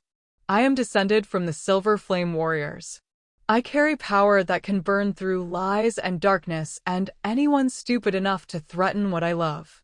Her voice resonated with something older than herself, something that spoke with the authority of 100 generations. And you just threatened my mate. You tried to kill him. You tried to manipulate me into abandoning him so your assassins could strike without interference. Marcus's face had gone pale. The prophecy, it's a lie. She's not the one. She'll destroy you. No, Kale's voice was quiet, but absolutely certain. She'll save me. She already has. And you're going to answer for what you tried to do. More guards arrived, summoned by some signal Mira hadn't seen. They dragged Marcus away, still wrapped in silver fire that only released when Mira consciously willed it. When they were gone, Myra's legs finally gave out. She would have collapsed if Kale hadn't caught her, pulling her against his chest, holding her like she was the most precious thing in the world. You came back, he said, his voice rough with emotion. You were leaving and you came back. I'm sorry. Tears burned in her eyes. I was so scared I'd hurt you, and Darius said, and Marcus made it seem like. I know. He pressed his face into her hair. I know what they said. But you chose to trust yourself instead of their lies. Chose to trust us. And then you fought beside me like you were born to it. I thought I was protecting you by leaving. And I would have torn the kingdom apart finding you. He pulled back to meet her eyes, and she saw the truth of it written in his expression. Don't ever do that again. Don't ever make the choice to leave without talking to me first. We face things together, Mira. Good or bad. Easy or hard. Together. Together, she echoed, the word feeling like a vow. They stood there in the council chamber as dawn light began filtering through the windows, wrapped in each other, both covered in blood and soot, and the evidence of battle survived.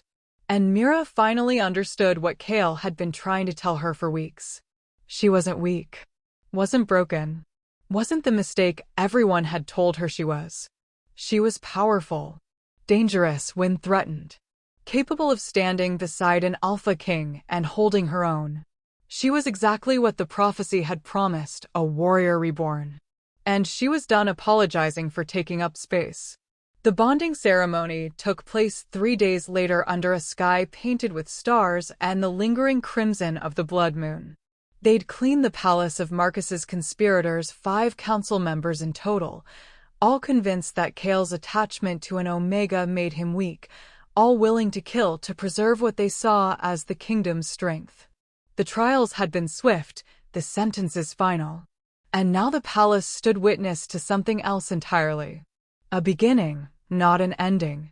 Mira stood in the center of the ceremonial circle, wearing white that had been threaded with silver to match the fire sleeping in her bones.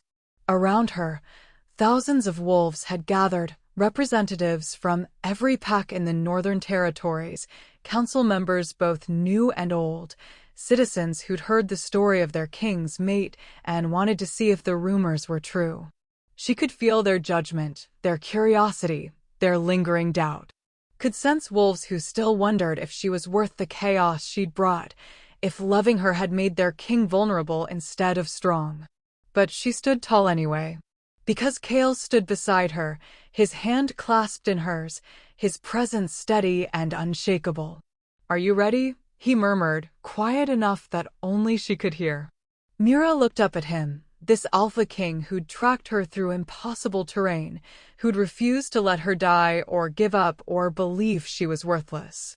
Who'd fought his own council and faced assassination attempts and made it clear that choosing her was choosing the only future he wanted.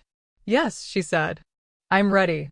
The elder who'd agreed to officiate, a woman old enough to have lived through 3 alpha kings, respected enough that even the most skeptical wolves wouldn't question her authority, stepped forward. Her voice carried across the clearing without needing to shout, resonating with power earned through centuries of service. We gather tonight to witness the formal bonding of our alpha king to his chosen mate. This bond has already been tested by betrayal, by violence, by those who would see it broken. And yet it stands. Stronger than steel. Stronger than doubt. A bond forged not in easy circumstances, but in fire and choice, and the kind of love that refuses to be diminished. She gestured for Mira to step forward. Mira of no pack, descended from the silver flame bloodline, you stand here claiming the right to be our queen. The council has demanded proof of your power. Will you give it? This was it. The moment where she either proved herself or failed in front of thousands of witnesses. Mira released Kale's hand and moved to the center of the circle. She closed her eyes, feeling her wolf press forward with eager anticipation, feeling the silver fire that no longer felt like a separate entity but part of her, as natural as breathing. She thought about her mother, bleeding silver on a birthing bed. About Celeste, who'd carried this same power and died before she could teach her daughter what it meant to wield it. She thought about the Shadow Pine Pack, about Darius standing in a rejection circle and declaring her unwanted. About 20 years of being told she was broken, defective, better off silent and small. She thought about Kale finding her dying in the forest. About him refusing to accept her limitations, pushing her past every boundary until she remembered she'd never been weak, just caged. And she let the fire come. It started in her chest, burning outward through her veins like molten silver. Then it erupted from her skin in waves that lit the entire clearing brighter than daylight. The flames didn't burn chaotically, they moved with purpose, responding to her will, forming shapes and patterns that told the story written in her bloodline. Wolves made of fire ran through the air above the crowd, their forms perfect and beautiful and terrifying. Ancient battles played out in silver light, showing the first Alpha Kings standing beside silver flame warriors as they faced darkness together. And then the fire condensed, pulling inward, wrapping around Mira like armor and wings and a crown that blazed with power earned through survival. The crowd went absolutely silent. Even the wind seemed to hold its breath. Mira opened her eyes, letting them blaze with the same silver light that wreathed her body. When she spoke, her voice carried the weight of every woman who'd come before her, every warrior who'd burned bright and refused to be extinguished. I am Mira, daughter of Celeste, last of the silver flame bloodline. I was rejected by my birth pack because they feared what I could become. I was told I was broken, cursed, dangerous. And they were right about one thing: I am dangerous. Dangerous to anyone who threatens what I love. Dangerous to darkness that thinks it can consume this kingdom. Dangerous to wolves who believe power means I should be controlled or destroyed instead of claimed. She let the fire spread wider, touching the edges of the circle, making even the bravest wolves take an involuntary step back. But I am also your queen. Not because I demanded it. Not because the prophecy said so. But because your king chose me, and I chose him back. Because we've proven that power shared is power doubled, not diminished. Because I will fight for this kingdom with everything I have, even knowing some of you will never believe I'm worthy. The fire pulled back, condensing around her until it was just a shimmer across her skin, contained but present. Proof that she could wield it without being consumed. So I stand here tonight offering you a choice. Accept me as your queen, flawed, learning, still discovering what I'm capable of. Or reject me, and watch your king walk away from everything he's built because he refuses to rule without the mate he was born to find. Silence stretched, heavy and loaded with judgment. Then Kale stepped forward, moving to stand beside her, his hand finding hers again. And I stand here telling you that if you reject her, you reject me. The kingdom will need a new ruler, because I will not sacrifice her for your comfort or your politics or your fear of change. The elder studied them both for a long moment. Then she looked out at the assembled wolves, her expression unreadable. The Alpha King has made his choice clear. Now the kingdom must make theirs. Those who accept Mira as queen, who recognize her power and her right to stand beside our king, step forward. For 3 heartbeats, no one moved. Then a wolf near the front, young, scarred from battle, wearing the colors of one of the border packs, took a single step forward.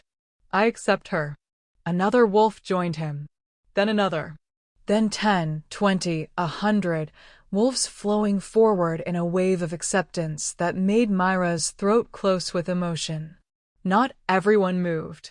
Some stayed back, their expressions skeptical or hostile or simply uncertain. But enough stepped forward that it was clear the majority supported this bond, even if they didn't fully understand it. The elder raised her hands, calling for silence. Then by the authority granted to me by tradition and law, I recognize this bond as legitimate and binding. Mira is queen. Let any who challenge this speak now or be silent forever." No one spoke. "Then it is done." The elder's smile was small but genuine. "May you rule with wisdom. May your bond be unbreakable.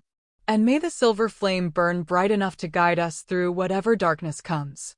The crowd erupted into howls, approval, celebration, acceptance echoing across the mountains until it felt like the entire world was witnessing this moment. Myra's legs trembled, exhaustion and relief flooding through her in equal measure. She'd done it. Proven herself in front of thousands. Claimed her place beside Cale in a way that couldn't be undone or questioned. Cale pulled her against him, his arms wrapping around her waist, his forehead resting against hers. "You were magnificent," he murmured, his voice rough with emotion. "Absolutely magnificent." "I was terrified," she admitted. "I know. I felt it through the bond. But you did it anyway. That's what makes you strong, Mira. Not the absence of fear, but the refusal to let it control you." The crowd was still celebrating, wolves shifting and running in joyous chaos, but Mira only had eyes for Cale. For this man who'd saved her life, and then refused to let her waste it on fear and doubt. "I'm ready," she said quietly. He pulled back slightly, his eyes searching hers. "Ready for what?"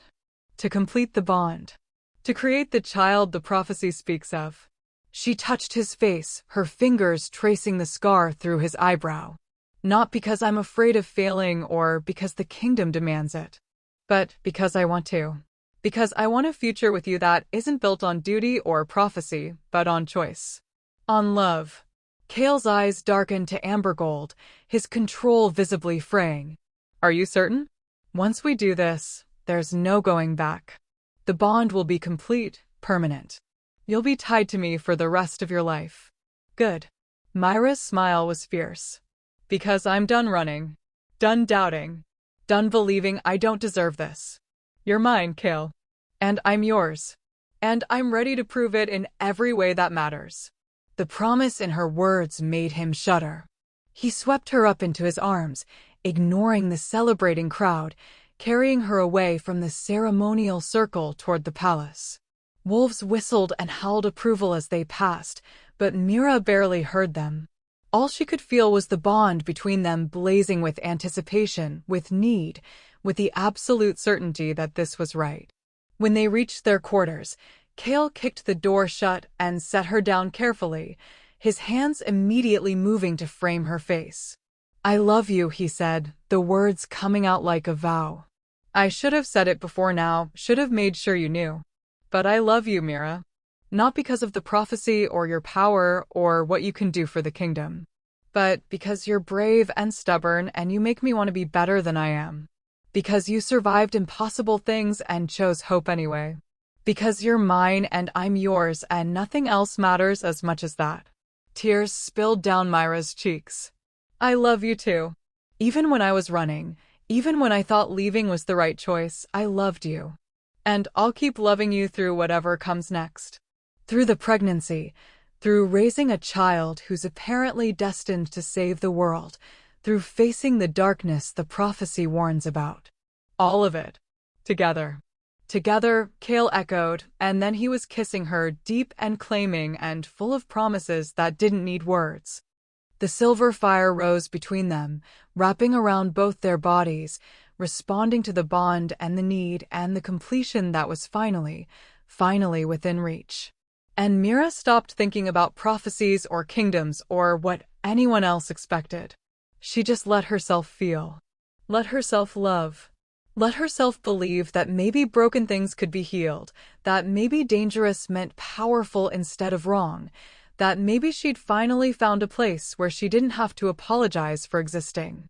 The bond blazed between them, growing stronger with every touch, every kiss, every moment they chose each other over fear. And somewhere in the darkness beyond the kingdom's borders, something ancient stirred. Something that had been waiting for the silver flame to return. Something that understood the real battle was only beginning. But Mira didn't know about that yet. Didn't know that in 3 months, when her belly began to swell with new life, the darkness would come calling. Didn't know that the child growing inside her would be born with eyes that burned silver bright and power that made even the oldest wolves tremble. Didn't know that she would have to make a choice between saving her child and saving the kingdom, and that the wrong choice would cost everything. Tonight, she only knew that she was loved, that she was powerful, that she was queen. And that was enough. For now.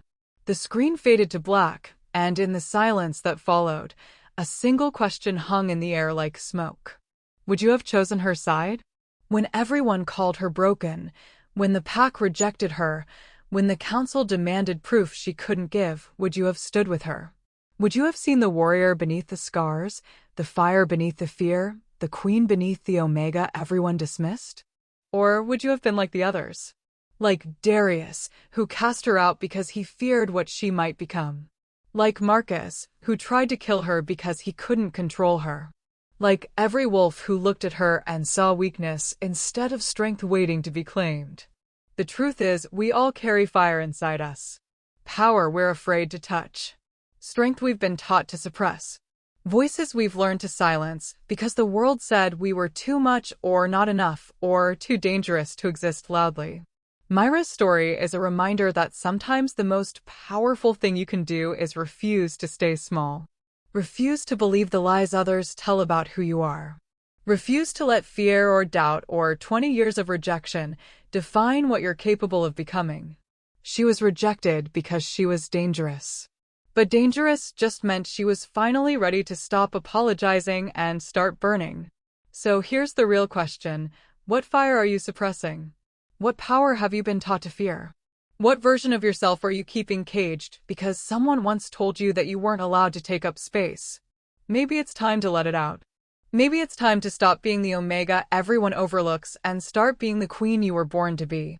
Maybe it's time to find your alpha king, the person who sees your potential and refuses to let you settle for less. Or maybe it's time to be your own king, to stop waiting for permission and start claiming what's yours. Either way, remember this. You were not given fire to hide it. You were given fire to burn. And the world better be ready. If this story lit something inside you, if Myra's journey from rejected Omega to Silver Flame Queen made you feel seen, made you angry, made you hope, then subscribe to Cynthia's Shifter Romance. Because here, we don't tell stories about perfect people. We tell stories about survivors. About wolves who were cast out and came back stronger. About power that terrifies people because they can't control it. About love that refuses to be diminished by doubt or betrayal, or the voices that say you don't deserve it. We tell stories about women who were told they were broken and decided that broken just meant they'd survive something that should have killed them. We tell stories that burn.